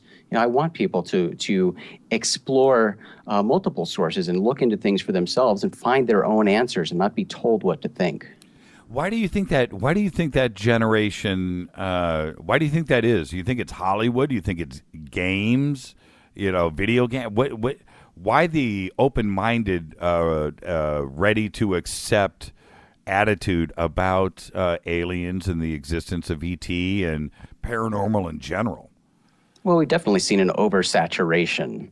That's for sure. I mean, it's become mainstream to talk about UFOs and to have shows about extraterrestrials, and it's I think it also has something to do with the fact that geek culture has become pop culture. It's cool to be a geek now. So things like science and space exploration and things are in vogue. People love to talk about that. It's okay to be a space geek or a geek about anything. So paranormal stuff, the weird, the strange, the mysterious, is also cool. So now that anything goes, people aren't afraid to voice what they're interested in, voice their interests. And you've got, again, the saturation of media. Anything that anybody is interested in, you can find a group dedicated to that. You can find TV shows about that. So I think you just have this moment of oversaturation, and that's both a good and a bad thing. When you were doing Hangar 1 and you meet the producers and the staff and the writers that are putting that production together, were you surprised about their knowledge of the subject and the fact that you can, these are Hollywood cats, these are guys that shouldn't be knowledgeable. And you were able to sit down and go, you know what? Hey, they're taking this show very, very serious and from a different mindset. Were you surprised at the knowledge of what was going on? So it's interesting with working with Hollywood, because it is Hollywood, and going into working on any show, you have to understand that. But yes, to answer your question, I was absolutely blown away. And this has been the case on really all shows I've worked with related to this subject. The knowledge that the people putting the show together, at least the research they've done, is far beyond what I expected. Mm-hmm. And Hangar 1 specifically, I will say that the producers of that show are genuinely interested in this topic, and they do know a lot. They've done a lot of research, talked to a lot of people, and I would even venture to say that they're far more, and it's not difficult with me because I don't consider myself a conspiracy theorist or someone who goes very far into the fringe topics, but those guys are very, very open-minded and even believe a lot of things strongly that I would consider to be quite fringe. Right. I totally agree, and I think that Hollywood in general, when you look at and the gaming industry too, which is slowly, that line there is starting to blur a little bit, and the comic, and you know what I'm talking about. Absolutely. Yeah, that line is starting to blur. But when you go and you look at some of these subjects, going back to, say, Independence Day and the references to Area 51, and those are the things for us in ufology. When you see that, you're like, wow, okay, all right, because you want them to miss a beat. You want to catch them in a mistake and go, see that it's they don't know what they're talking about. But then you see these things where you know that there's somebody with a genuine interest here that knows exactly what we know. Yeah, and to see the passion that they have and the willingness to listen to the input of the people that they've selected to be on the show means a lot too. That's something that I think a lot of shows fall short on. They are choosing people supposedly because they're experts or have something to say about the topic, and it's frustrating when then those people are told exactly what to say or restricted in what they can say or how much they can opine on a subject. But with the guys from Hangar 1, they were for the most part very open, very eager for information, and wanted to present UFOs and extraterrestrials in the most positive light. I know that Maureen's got a degree in journalism or studied journalism in college. Did you do the same thing?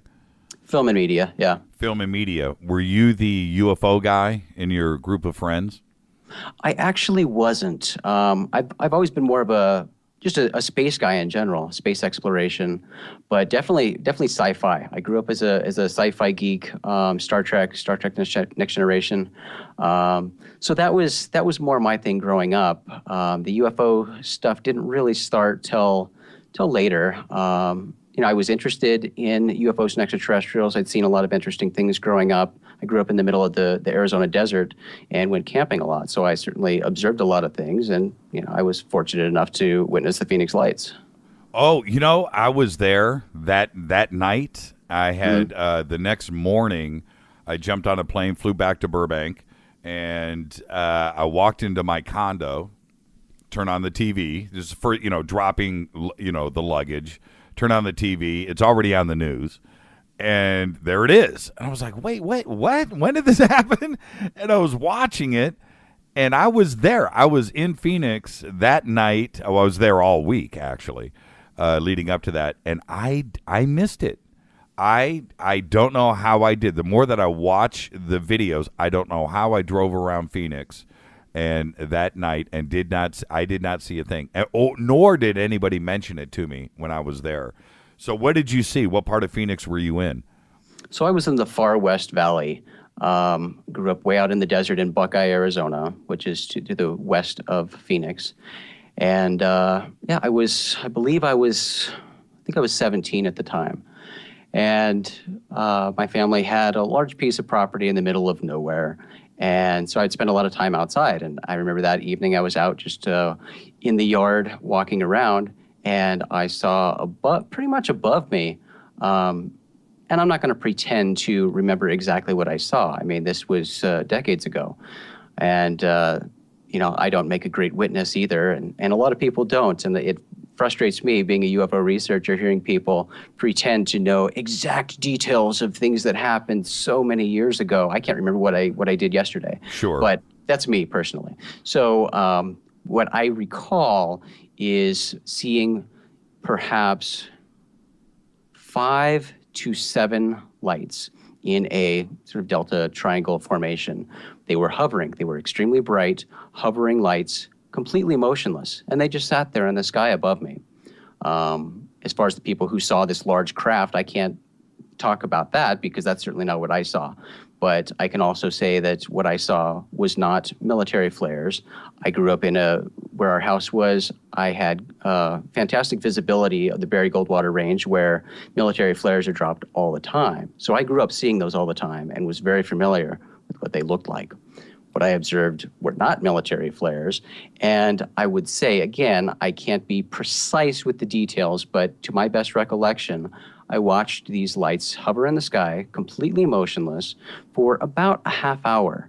And being a 17-year-old kid, I thought it was cool, and I definitely knew that it was something out of the ordinary. But after a half hour, I lost interest and went inside. I remember watching TV and seeing it on the news too, and I was like, I saw that. And then I went back outside, and it was still there, and watched it for an additional, I don't know, maybe 15 minutes. So I'm going to say that for 45 minutes, I saw these lights hovering in the sky. Now, which event did you see? Did you see the one that was over the mountains, or did you see the Delta V because I firmly believe there was 2 events. I actually think from hearing witness testimony, I think there were actually more events than 2. Exactly. So which one do you think that you saw? Did you see the Delta wing? I think it was 5 or 7 lights in the V shape. Yeah, that's basically what I saw. Yeah. And could you see an outline of the craft, or is it No, just not the at lights all. that you saw? Not at all. I just saw lights. Wow, that's crazy. And they never now the other one of the events traversed down and went south along the 10 freeway down towards Tucson but what you saw was stationary the entire time. It never drifted away. Yep, that's right. And now you said you lost interest, but you're 17 years old. There was no action there. There was no there was no action. So it's not doing anything. I'm done. Right, you're done. But did you feel? Did you come to a conclusion? Us or them? Did you try to resolve in your own mind's eye what you had seen? I did to some extent. I mean, I definitely tried at the time to come up with a plausible explanation for what I was seeing, and that effort was futile. It really was. I mean, there was no explanation for what I was seeing, and to this day, I have no explanation for it. So, what's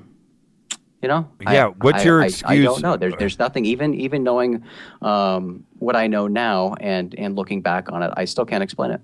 What's your excuse for not taking a picture? Well, to be honest with you, I recorded video of it. But here's the kicker, and it haunts me to this day because of the field I'm in now. That video no longer exists, and I will say that I'm pretty confident that my parents probably recorded over the tape, recording one of my brother's soccer games or something. No kidding.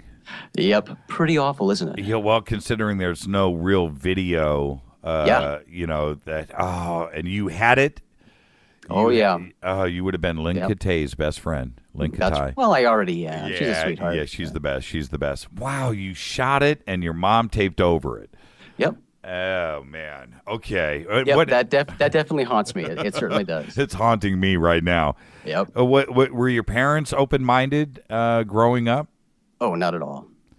Really? Not at all. And are you the crazy guy now? What goes down at Thanksgiving dinner at the house? Oh, they're all very supportive and everything now. They think it's mostly, similar to Maureen, I guess, with her family. They view it as, kind of fun and entertaining. But I think they become a little more supportive of it as the years have gone on. And my parents will periodically pop into like the UFO Congress. They'll come in and check out a couple lectures. So, and they definitely watched Hangar 1 and things like that. So they are supportive, but they're not. I'd say they're pretty set in their ways. So they're not interested in exploring other possibilities, like a lot of people, unfortunately. Well, and what about as an adult? That happened when you were 17. Have you had any sightings since then? Oh, I've seen so much. I mean, like I said, I grew up going camping quite a lot, almost every weekend, and I would always see strange things in the sky. Nothing really stands out, but, I would see interesting lights in the sky, and sure, some of them were satellites and shooting stars, but there would be just lights in the sky, in the night sky that would, and again, this is out in the desert where you can see absolutely everything, but lights that would move across the sky pretty quickly and then kind of disappear from visibility and then pop up somewhere else. And sometimes they would leave a little streak behind them. And, being a Star Trek nut, I was thinking they were like going to warp speed and then stopping. But interesting things like that. And like Maureen said, some of the more interesting and hard to explain sightings that I've had have been with night vision equipment. Same thing that she described, craft moving high in the altitude or at a high altitude up in the atmosphere, about as fast as the International Space Station, which I've seen many times, and I can identify that. But these craft moving extremely fast, stopping, and then shooting off in another direction. I can't explain that. Yeah, and what do you think? Let's say it's ET. Okay, let's say off world, off planet. What do you think that they're doing here? I mean, what would the purpose of that be? I don't know, and you can make all sorts of fun jokes from that, like they're doing like a alien Rumspringer or something, where they're like sending their kids here to get all of their sow their oats and get things out of their system before going back home. I don't know, and why would you like drive a UFO and then like make a crazy turn? Are they drunk? I mean, I don't know. I can't explain what the logic would be behind some of these maneuvers of craft that we do observe, but the fact is that there is something there. That's an interesting take. Okay, so for your final exam, go check out Earth, take a right turn, and come back and tell us what you see. That's right. That's or it's like a dare, like they steal their dad's UFO and they go and drunken binge, spinning donuts up in the atmosphere. I don't know. Yeah, we've all done that, haven't we? That's right. What about the possibility? I look at a lot of these events as something. I always look at us. I look at us as human beings and what we do and what we're interested in. And what do we do? It seems like every day. Like the meteor that flew by yesterday. What do? We photographed it. Comet drives by. We're out sending a probe out to land on it. We've got objects going up to the moon constantly, and Mars and Saturn and Jupiter and Venus and these probes and Pluto. Well, that's exactly what we're doing. Well, wouldn't you expect ET to do the exact same thing? That's it. Why wouldn't they be sending a probe here? It doesn't have to have life on it, but it certainly would be here to check out the planet. Yeah, that's right. I don't think that's far-fetched at all. It's crazy when I deal with the skeptic, and I know that you deal with this all the time. When you deal with the skeptic, I mean, that should be the easiest answer to come back to them. Why wouldn't you expect ET to do what we're doing? Because that's what we're doing. Why would they think any different? Shouldn't they be exploring the universe around them? And that quite possibly are just probes. That's it. Nothing more. And the great thing about this whole topic is the possibilities are infinite. So it's mind-boggling that some people will just outright dismiss a possibility of something for really no good reason when all there are possibilities. And what do you think the best example is when we look at all the width and the breadth of the evidence that is out there? We have so much. We have events, we have video, we have photographs, we have abduction and contactee testimony, we have all of the military events that and radar stuff. All of this evidence is out there. What would you point to as being your best evidence?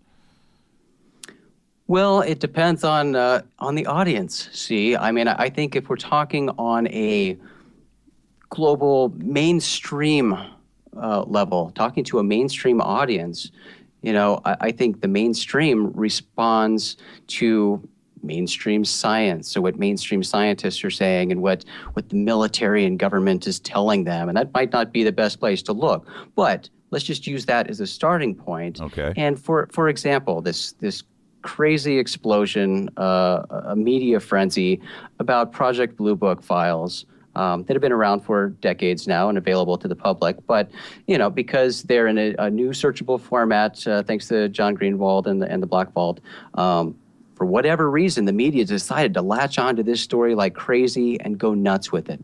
So every media outlet in the world has been writing about this for the past 2 weeks, about Project Blue Book, like it's a brand new thing. Yeah, like it's just declassified these secret UFO files.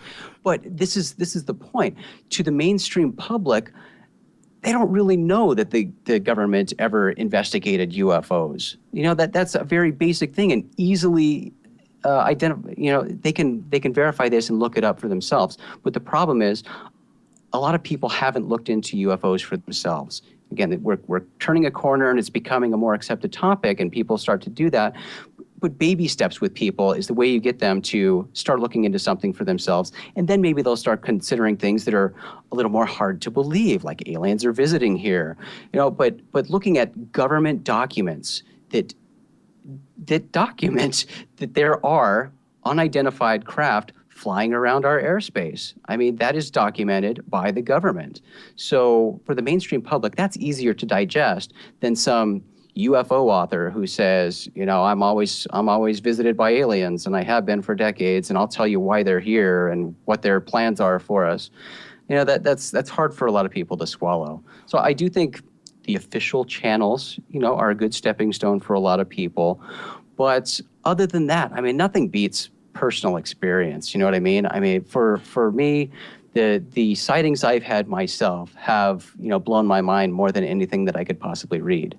Like Maureen said, at Open Minds, we get sent thousands of UFO photos and videos every year. And, as with the case goes with UFOs, 95% of it is absolute garbage. But, personal experience is really the best thing to cite you. And unfortunately, you can't tell somebody, hey, go see a UFO. It's not that easy. Who is the, when you guys do your show, Spacing Out, and also with Alejandro, who is picking and choosing? Because you guys have a lot of data that's coming in all day long. Who chooses what gets reported on? So Maureen and I produce that show together. She and I will kind of have a meeting and discuss what stories we want to talk about. And it's not always, it's a really difficult task because there is so much news every week. And there are some really great stories that we think deserve attention. And there are other stories that are kind of goofy, but the public seems to be latching onto it, and it's a popular story. So sometimes that comes into play too. So it's a balance of trying to decide what people want to hear and what we think people should hear. But yeah, it's a team effort. And the reason why I ask that, because this question relates directly. You are able to look at something, assimilate, figure out if it's got credibility because of your reference to ufology in general. And when you bring up Project Blue Book, for all of us, Project Blue Book is ufology 101. That's the first that's the first thing you learn about, you're fascinated with, okay, and wow, and the name is cool, Project Blue Book, and you learn about that. Mass media for some reason grabbed onto this like they planted a flag in something and discovered something for the first time. Why do you think they grabbed onto it like they did? I mean, CNN and Good Morning America, and I'm happy for John. That's great, and we need the exposure. But why this at that? Why did they pick that? That's a great story, and I mean, with any UFO story, it's a crapshoot. You never know what story is going to get picked up. And for whatever reason, it just goes off like wildfire. It's a bizarre thing to see unfold.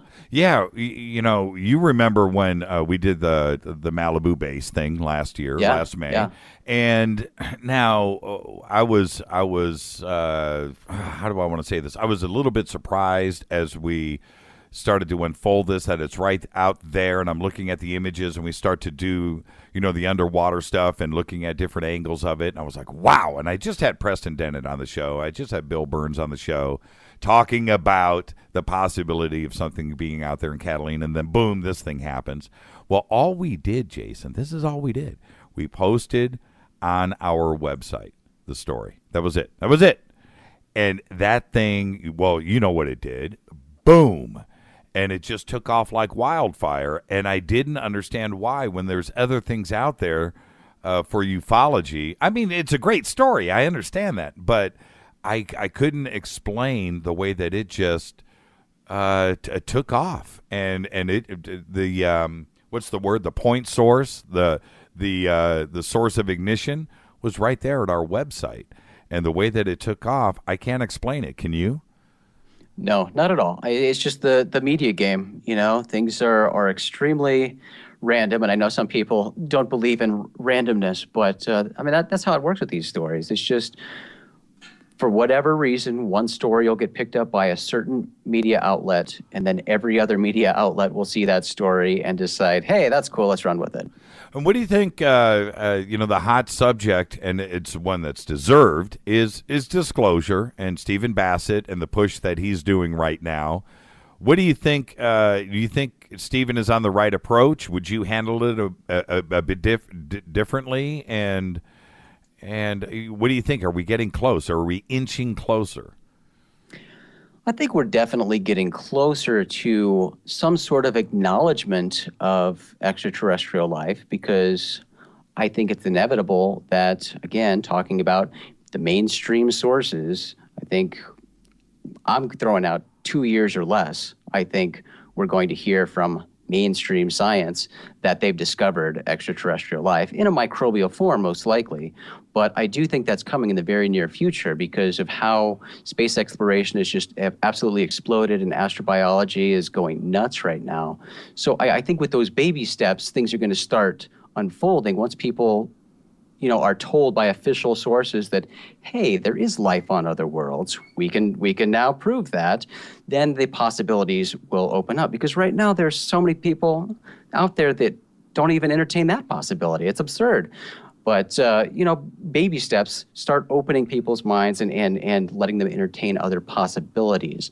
So as far as disclosure goes, I wish Bassett all the luck. He's a great guy, and he's doing something that other people aren't doing. And I think that's good, and it's a good effort. But he's done it before, and I don't think approaching it, I guess in the manner he is of being accusatory, nobody responds well when you come at them accusing, saying, hey, look, you're liars, you know it, and you better tell us the truth. They're not going to say, oh, you got me, just kidding. All right, here's what I know. It's not going to happen. So, my personal opinion, I don't think people should hold their breath. The White House or anybody else in the government is going to come forward and say, on behalf of the U.S. government, we apologize for lying to you. It's not going to happen. What we can look forward to is, other things. Opening of minds with new realizations to some people that extraterrestrial life does exist. It's plentiful in the universe, and we'll see where it goes from there. But I don't think you can force disclosure, and you can't force people's minds, and you shouldn't. Again, this isn't a religion. This isn't something that you need to shove down people's throats and say, you believe the way I believe because that makes me feel better about my belief. This is something that people need to discover on their own and come up with their own determinations. Well, when it does happen, what's your best guess for the reasons that disclosure finally happens? Is it an accident?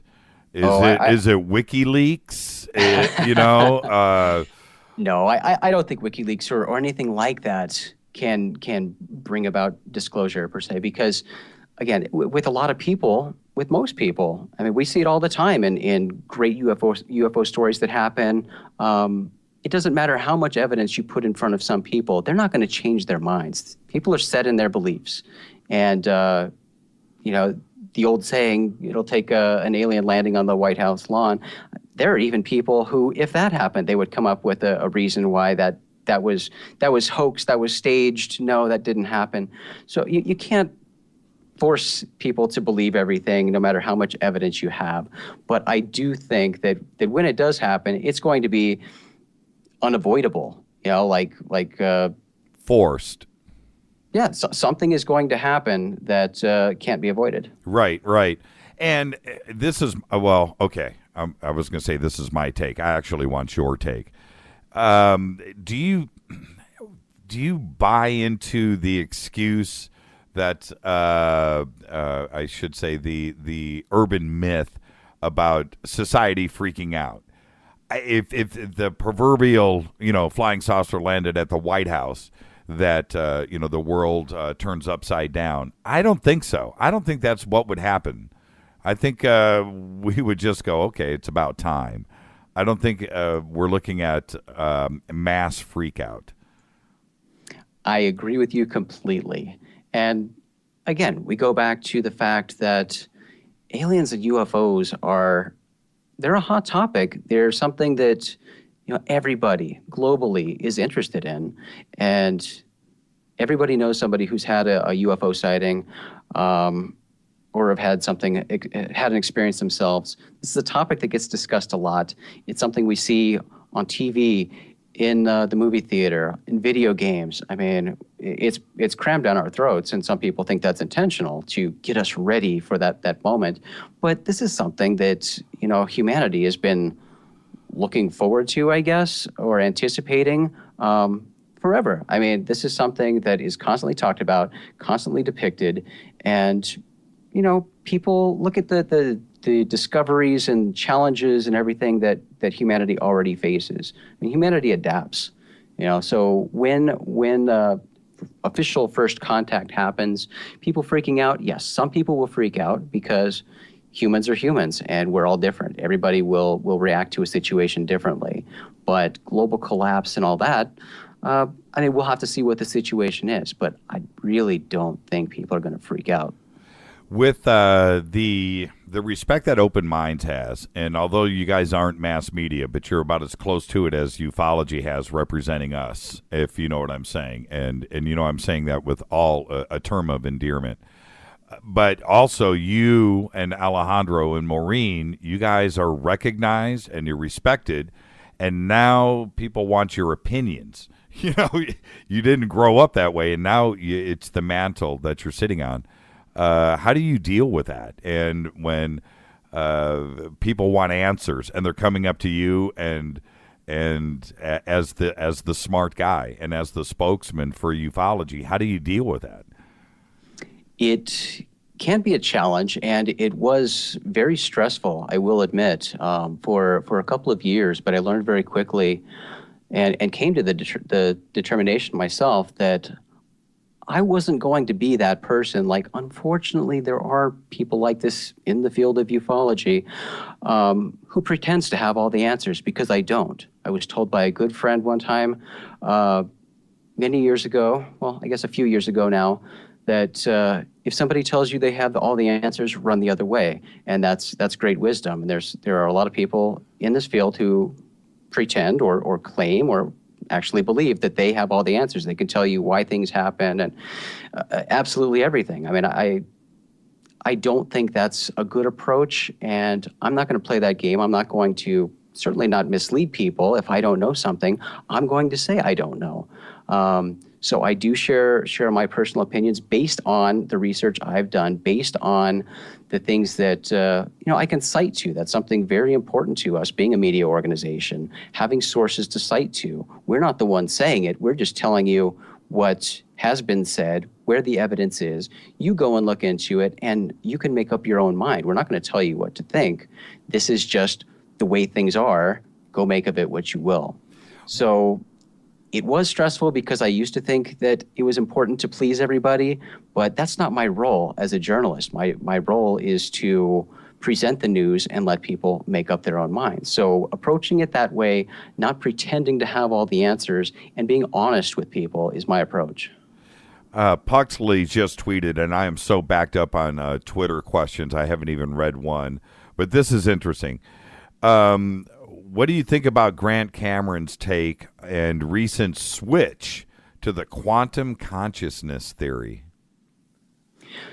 So Grant is an awesome guy, and I've been fortunate. We all have at Open Minds to spend a lot of time with Grant, and I will be perfectly blunt and honest that he, along with Richard Dolan, for the longest time in my early research, were my favorite researchers in this field, because, again, everything was approached very journalistically, very, very historically, looking into historical records and things like that, presenting very, very factual, very citable information. And both Grant and Rich have, kind of gone down a path that a lot of people do when they've been in this field for a period of time, where they start getting into consciousness and other less concrete fields of study. And that's the path that Grant wants to take, and I know there's an audience for that, and he's feeding right into what those people want, and that's great, and he does a great job at it. But for my personal taste and what I like in research, I preferred his historical research and really hope that someday he gets back to it. But that's not where his interests lie and where his research and progression has taken him. Yeah, and he is sticking to his guns. I went and hung out with him a couple of months ago when he was here in Los Angeles and listened to his presentation. And I agree with you. The old Cameron, the old guy, the black and white, very much like Richard Dolan. Actually, that's actually a good comparison.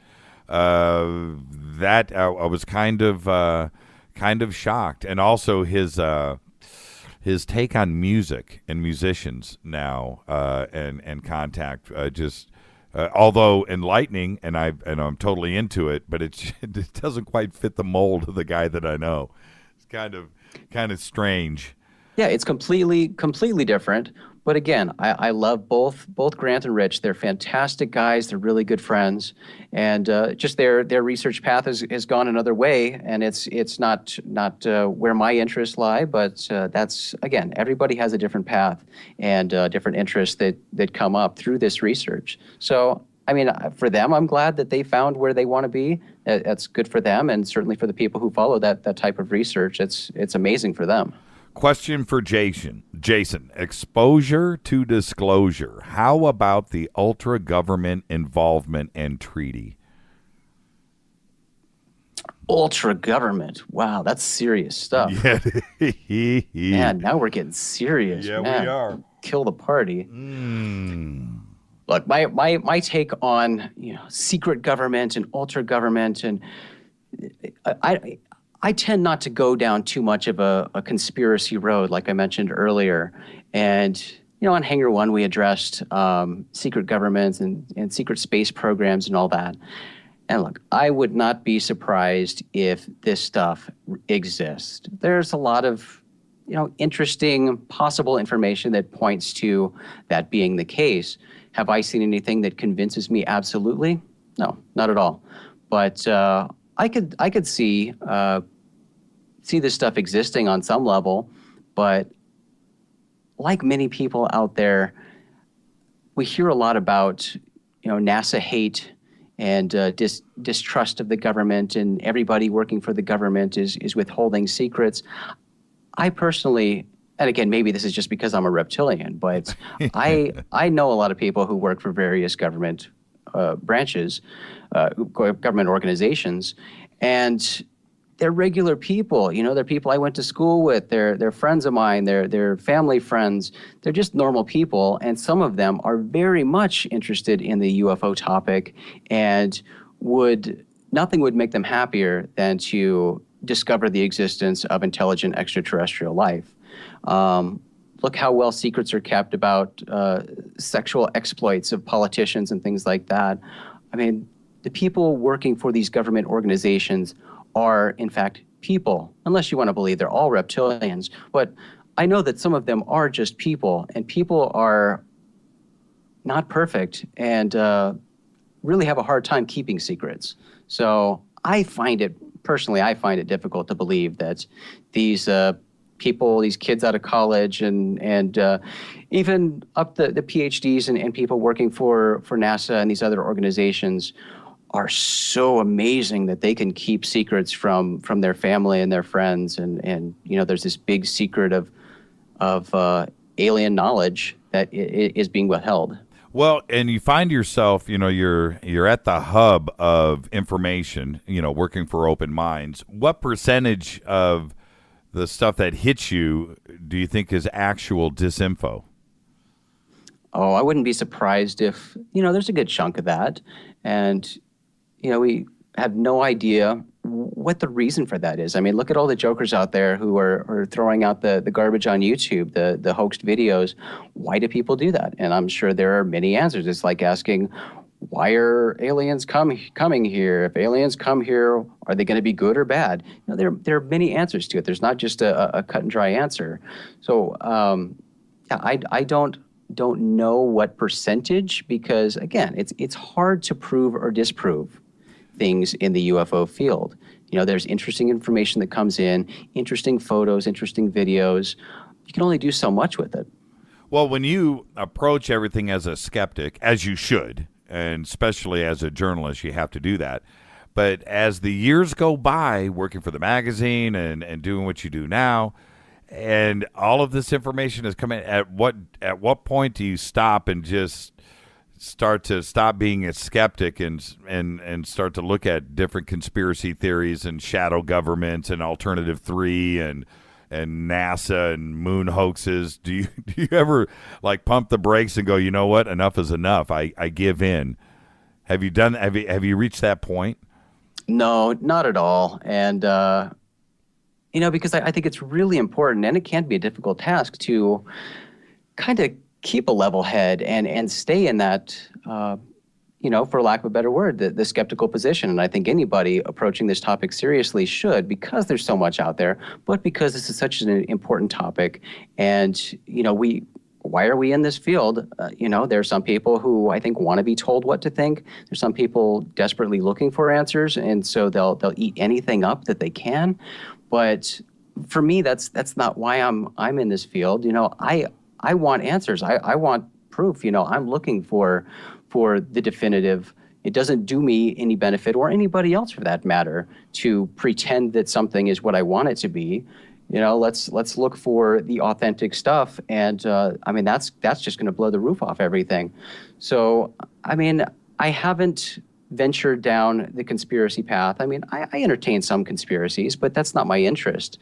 I guess being in this field for the time I've been in now has just kind of reaffirmed my interest in digging deeper and kind of weeding out the garbage, but at the same time looking even closer at sources. Because unfortunately, again, with some people just eating up absolutely everything that they read in some UFO book or hear that something is kind of a no-brainer in UFO lore, everybody believes this, they don't go and look to where that particular belief or that claim comes from. And a lot of this stuff you can source back to a single book or a single person who said this. A lot of third-hand testimony, a lot of interesting stuff that together can contribute an interesting pile of anecdotal evidence, but that's really all it is.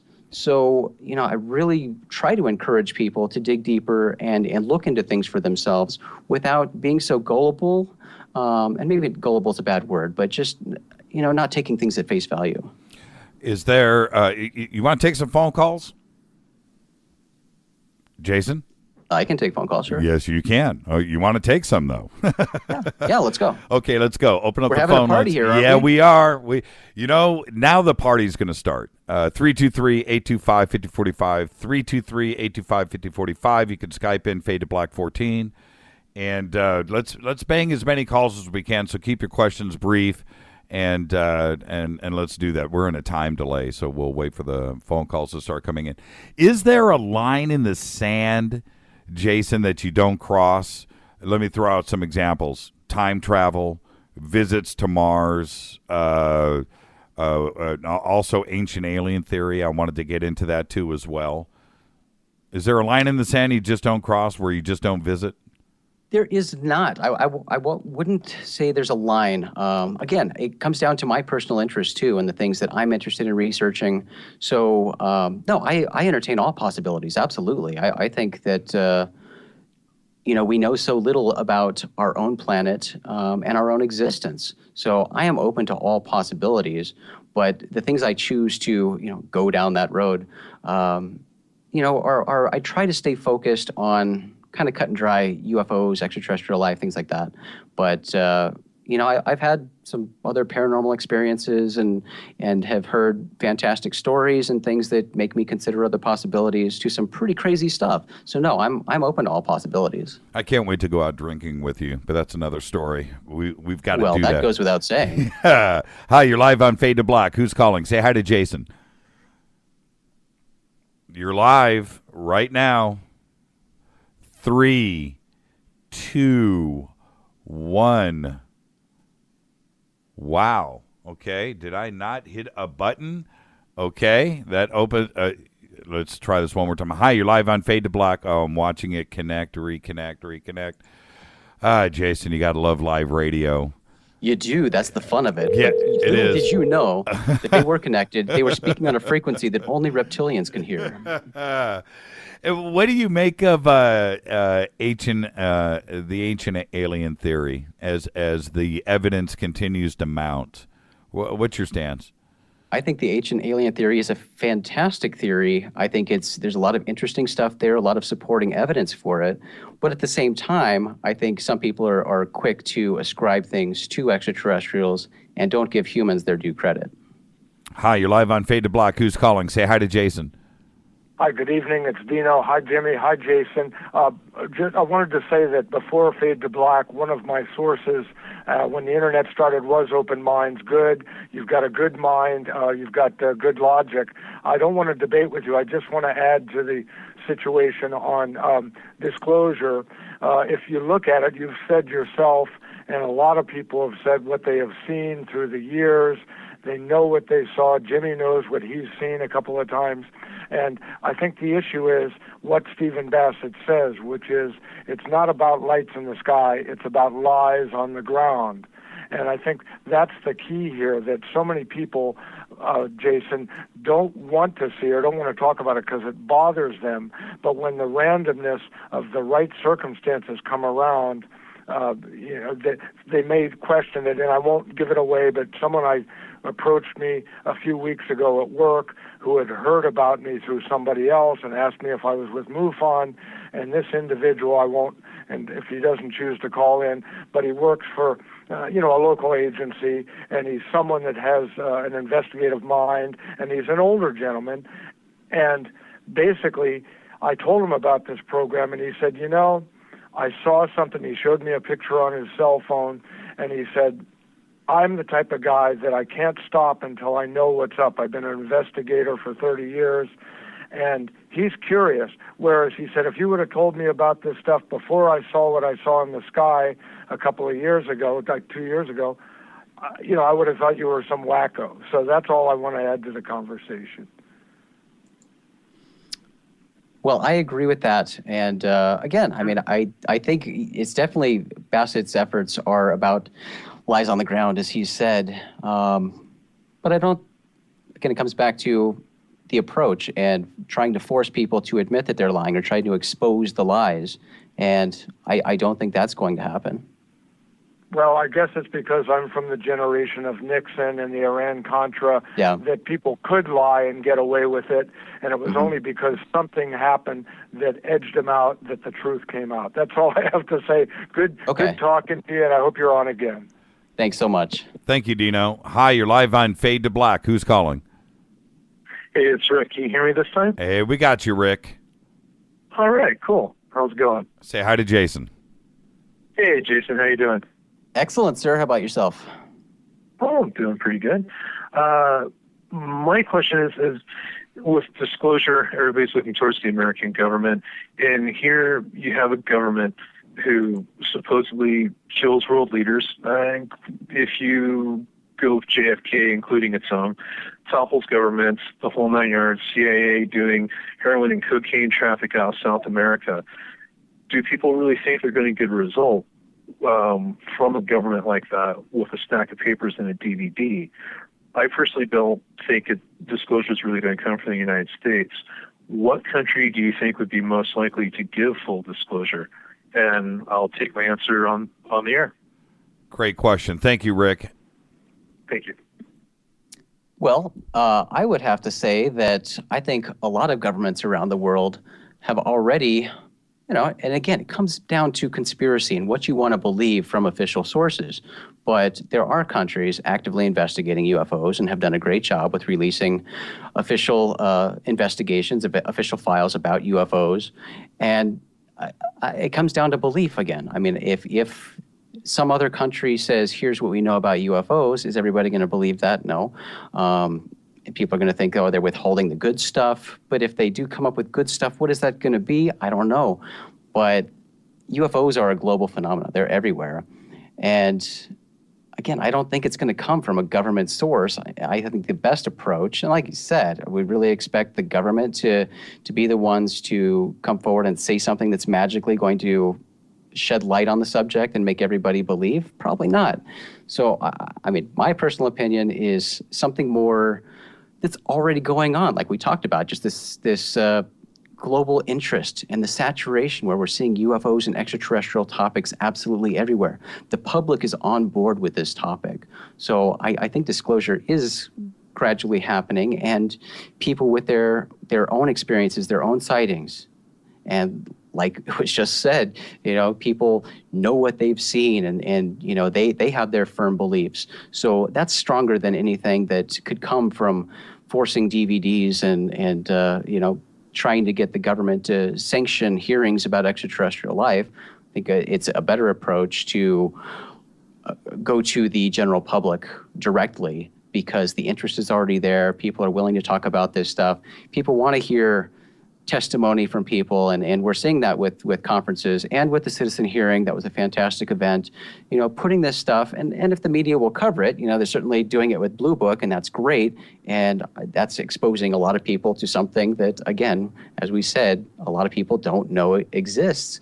So, I think all of that is working together and just making disclosure happen kind of at a grassroots level. Well, I used to think that it was the population of different countries that was influencing their particular government's openness, specifically Argentina or Mexico or France, England.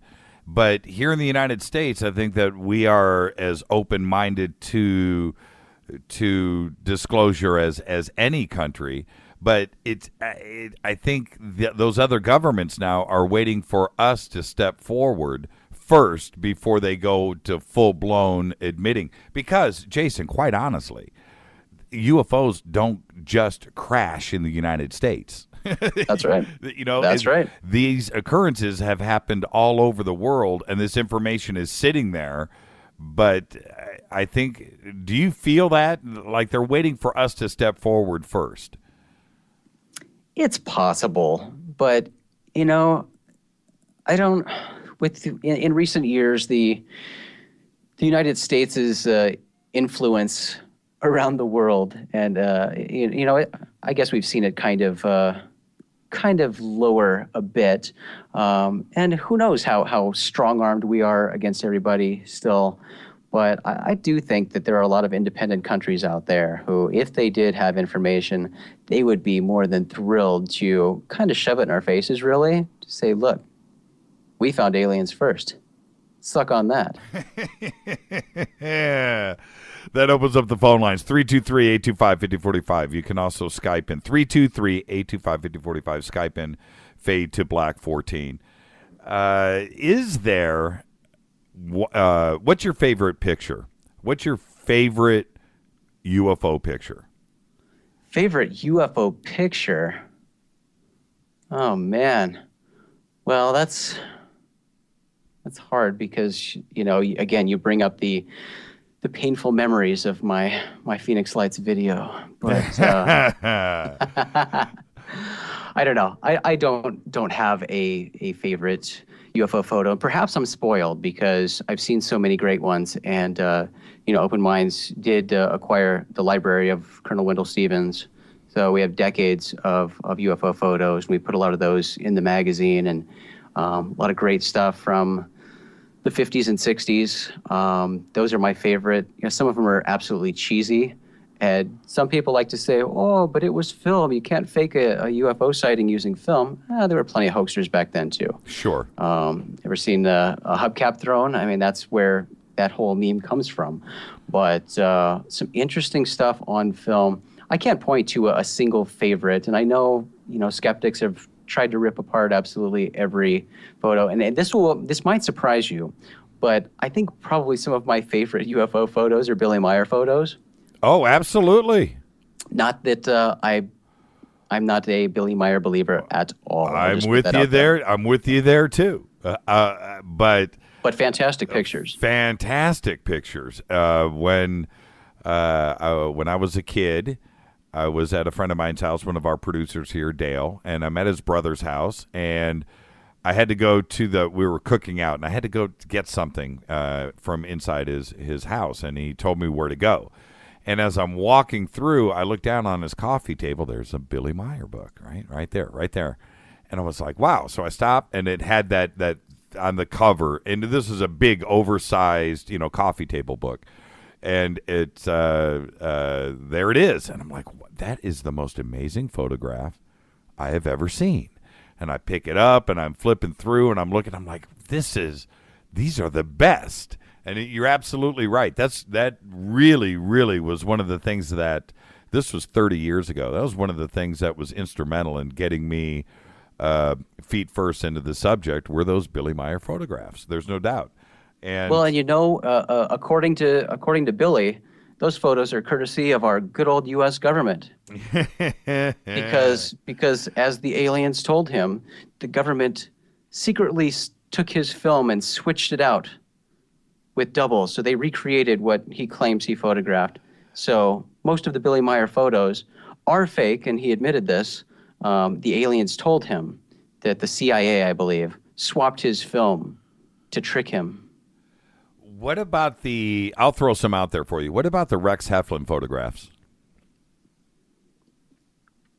I'm not familiar with that one. I'm sure I am if I see it. Okay. Rex Heflin were the shots that were taken down in the 60s down in Santa Ana, California. Mm-hmm. And it was the black, the squashed top hat. Oh, okay. And he took from his pickup truck. Yep. And there's 5 photographs that he had took from various spots around his truck through the windows, and I think one from outside of the truck. What do you think about those? Those are some of the more interesting ones. And here's a problem with photos like this. And I mean, it's just a problem with UFO photos and videos in general. You see something like that kind of looks ridiculous, but some people will just throw that out and say, "Oh, that looks pretty ridiculous," or "That looks like something that I'm not familiar with." So, I'm going to throw that one out. It doesn't look like a flying saucer. You can take that approach, but I think that's the wrong approach. I think keeping an open mind again is key when looking at and exploring this stuff. Again, considering all possibilities, because I tend to do that myself. I'll see something that looks like a hat, or some of the Billy Meyer stuff. Are you kidding me? Give me a break. That's ridiculous. That's obviously fake. But you can't let yourself do that. I think you've got to approach everything objectively and look at it, look at the evidence, look at the situation surrounding the sighting and the details of the photograph itself, and base your opinion on that. Because I'm sure that, and as we see with a lot of the sighting reports and photographs and everything else, that UFOs exist in a variety of formats. So who am I to say that UFO can't look like a top hat? And what about the trend? Well, you know what? It is a trend, and you've been reporting on a lot of this yourself. The photographs from Mars with objects in the picture, and also on our own moon. As these are coming across your desk and you're looking at it, what is going on here? Is it a trend? Is there something going on Mars and on the moon? I wouldn't be surprised at all if there are all sorts of interesting things on Mars, on the moon, on every celestial body. But, with all these reports of photos of, cat statues and other things on Mars, all you can do at this point is say, that's interesting, maybe. But, until we get up there and look in person, that's all we can do. You can go, that's interesting. Yeah, maybe it's there, but, maybe not. It's all just interesting story and speculation. We can't prove it. But I think with the renewed interest in space exploration, with the advancing tools, with Curiosity up there taking amazing photos, you get a lot of people who spend their time sitting there looking and analyzing photos, looking for something, and a lot of times creating something out of nothing. Do you ever get the feeling that NASA is holding back? I think that it's certainly a possibility that some people high up in NASA, some secret part of NASA, or for whatever reason, and I have no idea. When I think about it, I have no idea why that would be the case. but I certainly think it's possible. And last year at the UFO Congress, we did have a former NASA astrobiologist, Richard Hoover, present evidence that they already have found evidence of microbial extraterrestrial life on Mars, and that it was intentionally destroyed by NASA. It was apparently an accident. There was something that looked like there was pretty clear to be a fossilized something, and they had the rover like drill it away and absolutely destroy it before any analysis could be done on it. And there are a lot of stories like that. What the reason is for it, why you would want to withhold that information or keep people in the dark, it doesn't seem to have any logic to it, especially with NASA always struggling for funding. If they came out and said, hey, we found aliens, people would be all over NASA and giving them whatever money they wanted. But, a lot of people have a lot of different theories about that. I know our buddy Mike Barra is not a fan of NASA. He ridiculed me for my NASA T-shirt. Thanks, Mike.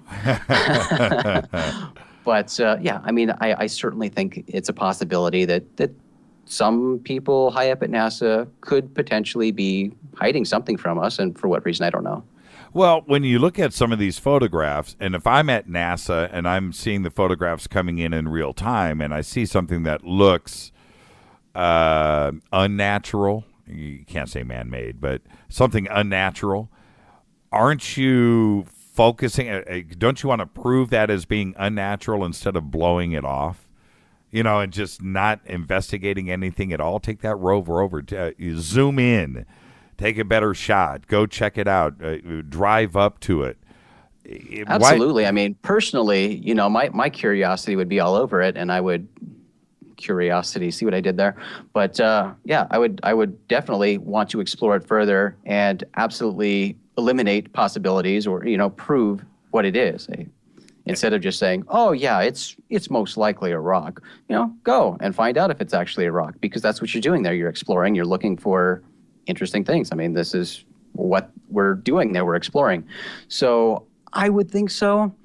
But at the same time, and, we feel this too, and as UFO researchers and journalists, that after a while you kind of get a little jaded and a little overwhelmed with just how much garbage gets sent your way and how much of your time is wasted on absolutely ridiculous things. But, and I think that's what NASA does a lot. And a lot of times they're justified, because there are people just looking for anything and making something from nothing. And people do it here on Earth. It's like looking at a cloud and seeing an elephant. We look at things and our eye identifies something that we're familiar with. So you're going to see that in photos. And, that's what people do when they watch Spacing Out and zoom in on mine and Maureen's eyes and say, hey, you have reptilian eyes. So. Well, she does, but that's another story. That's another she show. Does. But, there's nice reflection from the studio lights in our studio that I will admit makes us look like we have alien eyes. But, people see what they want to see, and if you try hard enough, you can really see a lot of things in photos when you blow it up and start playing around with it. Well, isn't that where the conspiracy starts and gets fueled, is when NASA chooses not to prove something wrong? That's the whole point. They just go out of their way to ignore what people think we should be actually up there exploring. And if that is something strange, isn't that what we're up there doing to begin with? And they choose not to do it and choose to ignore it or choose to laugh about it, then that fuels the fire and allows us to go, see, there's something going on. It's a conspiracy. Yeah, and that's a winless battle. You certainly can't please everybody, and I don't think they're trying. I don't know the specifics of the operation. I'm not part of that mission crew. They're doing what they're going to do, and we get those criticisms and accusations too at Open Minds. Why aren't you guys covering this, or why are you giving that the time of day? Why don't you guys do this instead? We have our task. We're doing what we do, and we certainly take input, but we're not going to change our course of business because we get an email from somebody saying, "Oh, it's your duty to do this." Have you seen the untampered Admiral Byrd pictures? Have you seen those? Do you really think they're untampered? Well, I've seen both with something being removed in the background. Right. Yeah, and see, anymore it makes our job so difficult in this age we live in with technology, and anymore it's gotten to the point where, yeah, great videos and great photos are awesome and they can contribute to a case, but at the same time, you got to take them for what they are. I mean, anything can be created now, so even a fantastic photo, you can't consider too much of it because it is what it is. It can be something great. It could be something garbage. Well, what do you think? And you referred to the hubcaps earlier. You know, the flying saucers of the 50s and 60s, and things tended to change. And then we had cigar shaped, and then of course the Belgium triangle wave and the TR-3B, and today it's definitely black triangles, and we're not that classic flying saucer that we used to see in the 50s in all of those shots. Is that popular culture that is changing that because those were all hoaxed? Or what do you think of the trend? And today it tends to be black triangles everywhere that I've seen myself and photographed too, by the way. And you too. You saw your own in Phoenix. Oh, and I've seen many triangles. Absolutely. Right. I for this I like to equate it to, again, point the question at us as humans here on Earth. Are we driving the same cars that we were driving in the 50s? Absolutely not. Technology changes. Sure. And also, if there are extraterrestrials coming from different planets, are they all going to have the same type of craft? Absolutely not. Right. Well, look at, again, reference us. We have everything from the rockets and Mercury and Gemini and Apollo to the space shuttle. And every single probe that we've ever shot up, no two have ever been alike. Right. I mean, you know what? I'm just trying to think. No, probably not. I don't think we've ever shot up two of one thing except for the space shuttle. Technology changes, so I do think that probably explains some of it. But also, as time changes and we know new things, you can look back to ancient times and people talking about flying shields. That's what they equated some UFOs to, as flying shields, because they were familiar with the shield. So you take different shapes and equate them to the times, I think. But if I had to guess, I would say it's just a progression of time and a change in technology, as well as perhaps if they are extraterrestrials visiting, other extraterrestrials finally arriving here. They finally reached a technological point to get here. Besides the Phoenix Lights, because I want to talk about black triangles before you get out of here, you said you've seen many.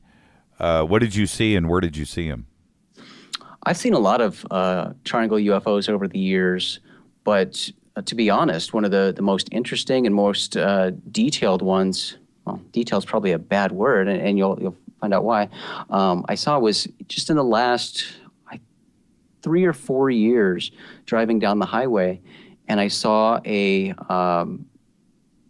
I thought was going to be kind of a very popular black triangle UFO in the night sky, because coming up on it, I saw this outline of a shape with 2 very bright circles of light underneath the craft.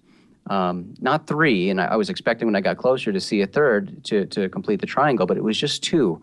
And when I got under it, and I wasn't driving, I think my wife was driving, but I looked up at it and could see the outline of something, and it was a rectangle, just this rectangle, a clear rectangle hovering in the sky, not too far off the ground either, with these enormous white lights underneath it, and it was just hovering in the sky. How big? It wasn't terribly big. I want to say that it was probably the size of, lengthwise, if you put 2 747s together. That's huge. Yeah. Okay, so I mean, UFO standards, it's not that huge. But, okay, but if you're talking one of these giant delta-shaped things, but yeah, it was a big object. It wasn't 500, anything that 500 was feet? a size that I could reconcile with anything that I could possibly come up with. Any noise, any sound? Oh, we were driving down the road. It was, I see. Okay, and did it fly away? And your wife was driving. How come you didn't pull over? It was late. We were on the freeway. We were going home. And again, you've got to understand, UFOs are like old hat for me now. I don't get too excited when I see them. But man. No, believe me, I watched it for a while and tried to make out more detail and stuff. But we had places to be. Oh, and was it us or them? You know, it's kind of when you say rectangle, so there's no airfoil, so it wasn't a convention. Again, a lot of the UFOs I've seen, that I still call UFOs and feel worthy of mentioning are things that I have no idea what they could be. They don't conform to current technology as we know it, the technology that we're aware of. So could it be military? Absolutely. I'm sure there's tons of stuff that militaries, governments around the world have that we have no idea about. But as far as anything we know about, I've seen a lot of stuff, and that rectangle included, that could be military, but could very easily be extraterrestrial. And what about the black triangles? And some of these descriptions are putting these things, practically miles across, huge, gigantic craft. Yeah. And some of the reports of these things, just their maneuverability, their speed, and just what they do in the sky just blows your mind. So again, does somebody here on Earth have that kind of incredible technology? It could be, I don't know. And it's always interesting when people think that's absurd, but then they jump to, obviously it's extraterrestrials. That certainly is a possibility too. But when we're talking about incredible things we can't explain, entertain all the possibilities. We like to believe that there's secret governments withholding all sorts of information, but then when it comes to thinking that same government could have awesome technology that just blows our minds, seems crazy, I think that's the wrong way to go too. It's certainly a possibility, but some of these things do really make you think that they are much more likely to be extraterrestrial than government. Well, and you bring up a good point, because when you take a look at what came out of Area 51 in 1958, the SR-71, the YF-12A, when you look at that that was 1958. That's insane, the X-15. And if we think that research stopped, that's it. There's nothing else that's coming out of there. The F-117 now is going on. That was mid-70s technology, and that's a long, long time ago. Nearly 40 years of stuff coming out of there, and the current aircraft that we have in flying today. No, there's got to be stuff going on there that would absolutely freak us out and blow our minds. Where did that technology come from? Don't know. Ben Rich's famous quote, we can take alien back, we can take E.T. home, we can visit the stars. We have that technology. I don't doubt that. I don't know where the technology came from, but certainly the government is clearly withholding, our current aircraft technology from us. And could it be the black triangles we see? Could it be that rectangle that you saw in the sky? It's possible. Well, and even things that we do, quote unquote, know about, we don't know very much about. So, there's the secretive X-37B, the space plane that the Air Force has been launching and testing out in space with a secret payload. We have no idea what they're doing with it. They won't tell us what they're doing with it, but they keep sending it up with secret payloads. And that's just stuff that we, quote unquote, know about. So, yeah, the possibilities for what's out there that we don't know about are endless. I'm going to leave you with this. This will be a fun question to leave you on. This comes in from Rick. He says, where does Jason think the whole reptilian mythos started for ufology? David Icke? Again, I think with a lot of things in the lore of UFOs, you can trace it back to one source, and then it's kind of spiraled out of control from there. But yeah, I don't know, and it fills in a lot of gaps for people, and who am I to say that it's not absolutely right? There are a lot of people who claim to have some pretty good documentation and backing up of these claims of the reptilian overlords and all of their grand plans. But that evidence seems to elude everybody, and I don't know. I guess it then gets pointed back at the people who talk about it or don't talk about it, and then we're all reptilians and we're all part of the problem. And so, thank you for coming on the show. And anything for a reptilian brother. Thank you so much. Hey, aside from the Congress, what else do you have coming up? So the Congress is the big thing. That's everything on our minds right now. It completely takes over our lives, as you can imagine. This largest annual UFO conference in the world takes a lot of planning and a lot of doing. And that spans 5 days, but it's even more when we get there because we have to get there days in advance to set up and all that. So that's really everything that is occupying our time at the moment. What are you gonna? I asked this of Maureen. What are you gonna hit Bob Lazar with? Because you're gonna meet him. You're gonna hang out. You're gonna have a private moment. What are you gonna say? I mean, that's a really big deal. How many people on planet Earth in the last 20 years have been able to hang out with Bob? The answer is none, unless your name is George Knapp. I'm really excited that Bob's coming, and I do hope he enjoys himself. Because you're right. I mean, he doesn't do these things. He's been out of the public spotlight, and he might be a little hesitant. But I do hope that he enjoys his time there and realizes that it is a big deal for him to be there, and a lot of people would like to hear from him. For me personally, and being involved in the UFO Congress and Open Minds over the years, one of the greatest things for me as not only a researcher but a person who is deeply fascinated with this topic is to talk to these people and spend time with them personally, because you get a good read on people. And Travis Walton is an example I will throw out there. Mm-hmm. And fortunate to spend a lot of time with Travis. He is such a great guy. And, do I know what happened to Travis? Absolutely not. But I will tell you that when you talk to Travis and you see the sincerity in what he says and what he genuinely believes happened to him, that speaks volumes. So, that's what I hope with Bob, just to get a feel, to get a read on him, because I've never met him personally. So I'd like to spend a little time, I hope that happens, and just kind of get a good read on him to see what I think of him as a person, because I would really like to believe, some of the incredible claims he's made. Yeah, like I said to Maureen earlier, I watched and continue to. I've rewatched everything so many times. And I've just for myself, I've tried to trip him up. I've tried to let him fall on his own sword. I tried and it just never happened. And that's one of the great things about Bob for all of us.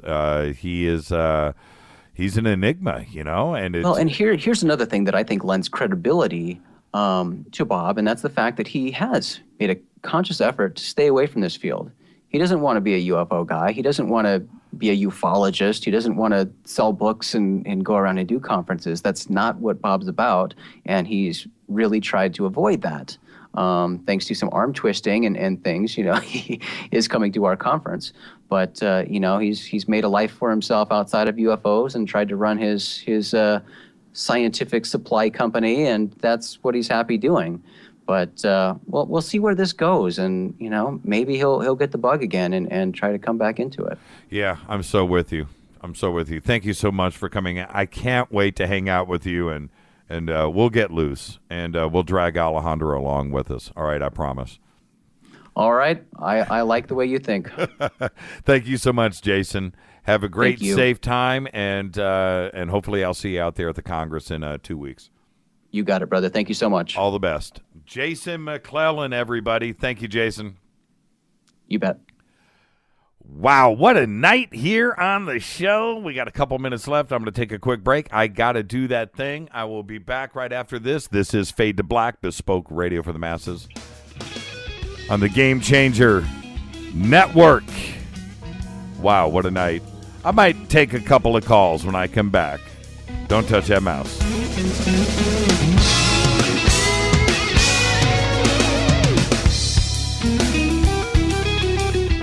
Hi everybody, this is Rob Halford, the Metal Guard on JimmyChurchRadio.com. What's up? My name's Brian Taylor, Ninja Badass Extraordinaire, and this is JimmyChurchRadio.com.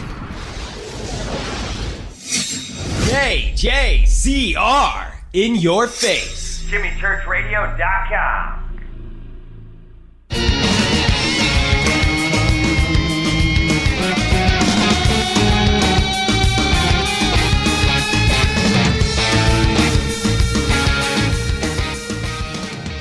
All right, everybody. Fade to Black, bespoke radio for the masses. I'm your host, Jimmy Church. I'll say this really quick. I'll take one call. Somebody wants to close out the show. I'll do that. If not, I'm just going to say this really quick. 323-825-5045. Thank you for your support this week. It was a little bit of a trying time, a little dicey, but we are all good. And everybody out there, you know who you are, the support. The audience last night was amazing, and it's only going to continue to grow. And without the Fadernauts and without this family that we have built, we have nothing. Always remember that. I am humbled. Rita and I and everybody here, we thank each and every one of you. I cannot say that enough. With that, I will say thank you to Maureen. Okay. I was going to say thank you to Maureen. Hold on for a second. Got one call coming in. Let's just grab it. Here we go. Hi, you're live on Fade to Black. Who's calling? This is the wild and crazy Bear. How are you, Bear? How was that night? It was a pretty good show, huh? Yeah, it was pretty good. Kind of bouncing around things, and oh boy, I was in and out, but it's a great show. It's kind of a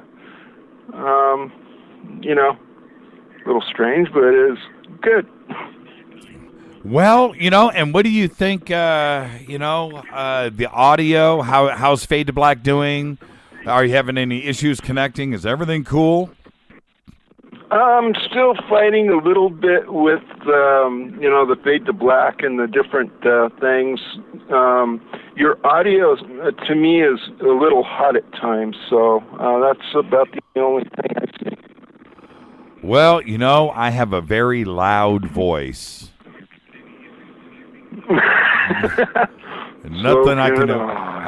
Yeah. All right. I can be very loud as well. But right now I'm trying to be talking calm, slow and easy and quiet. Right on, Bear. You are the bright spot in my day. Thank you for closing out the show for us tonight. Okay, is Les there? What's that? Is Les going to close out the show? No, that's Thursday night. Okay. Oh, you have a great one. Be well, be safe, and be cautious. And if you have to tingle over the city, be cautious. That's what I'm talking about. I am. Thank you, Bear. Oh, boy. Hey, be well. Be safe. Okay. That's Bear, everybody, closing out the show for us. That's what I'm talking about. All right, let's do this. Let me click. Oh, man, what's going on? Okay, this is Fade to Black, bespoke radio for the masses, only on the Game Changer Network. Spreaker, a couple of days, we'll be on iHeartRadio. We're ready to go with that, by the way. Tune in, everybody. We'll be up and running tomorrow. Thank you to Maureen Elsberry and Jason McClellan. Fade to Black's executive producer is Rita Kamarian. Show is produced by Hilton J. Paul, Mark D. Kovar, LJ3, Renee, and Jonas. Announcers are Steve Harder, Gene Viteau, and Mark D. Kovar. Fady by Dale. Webmaster is Method of Signaling. Music, Doug Aldrich. Intro, Spaceboy of SpaceboyMusic.com. Fade to Black is produced by KJCR for the Game Changer Network. Tomorrow night, Dr. Aaron Judkins will be with us. It's going to be great. You want to be right here. I'm your host, Jimmy Church. Be safe. See ya.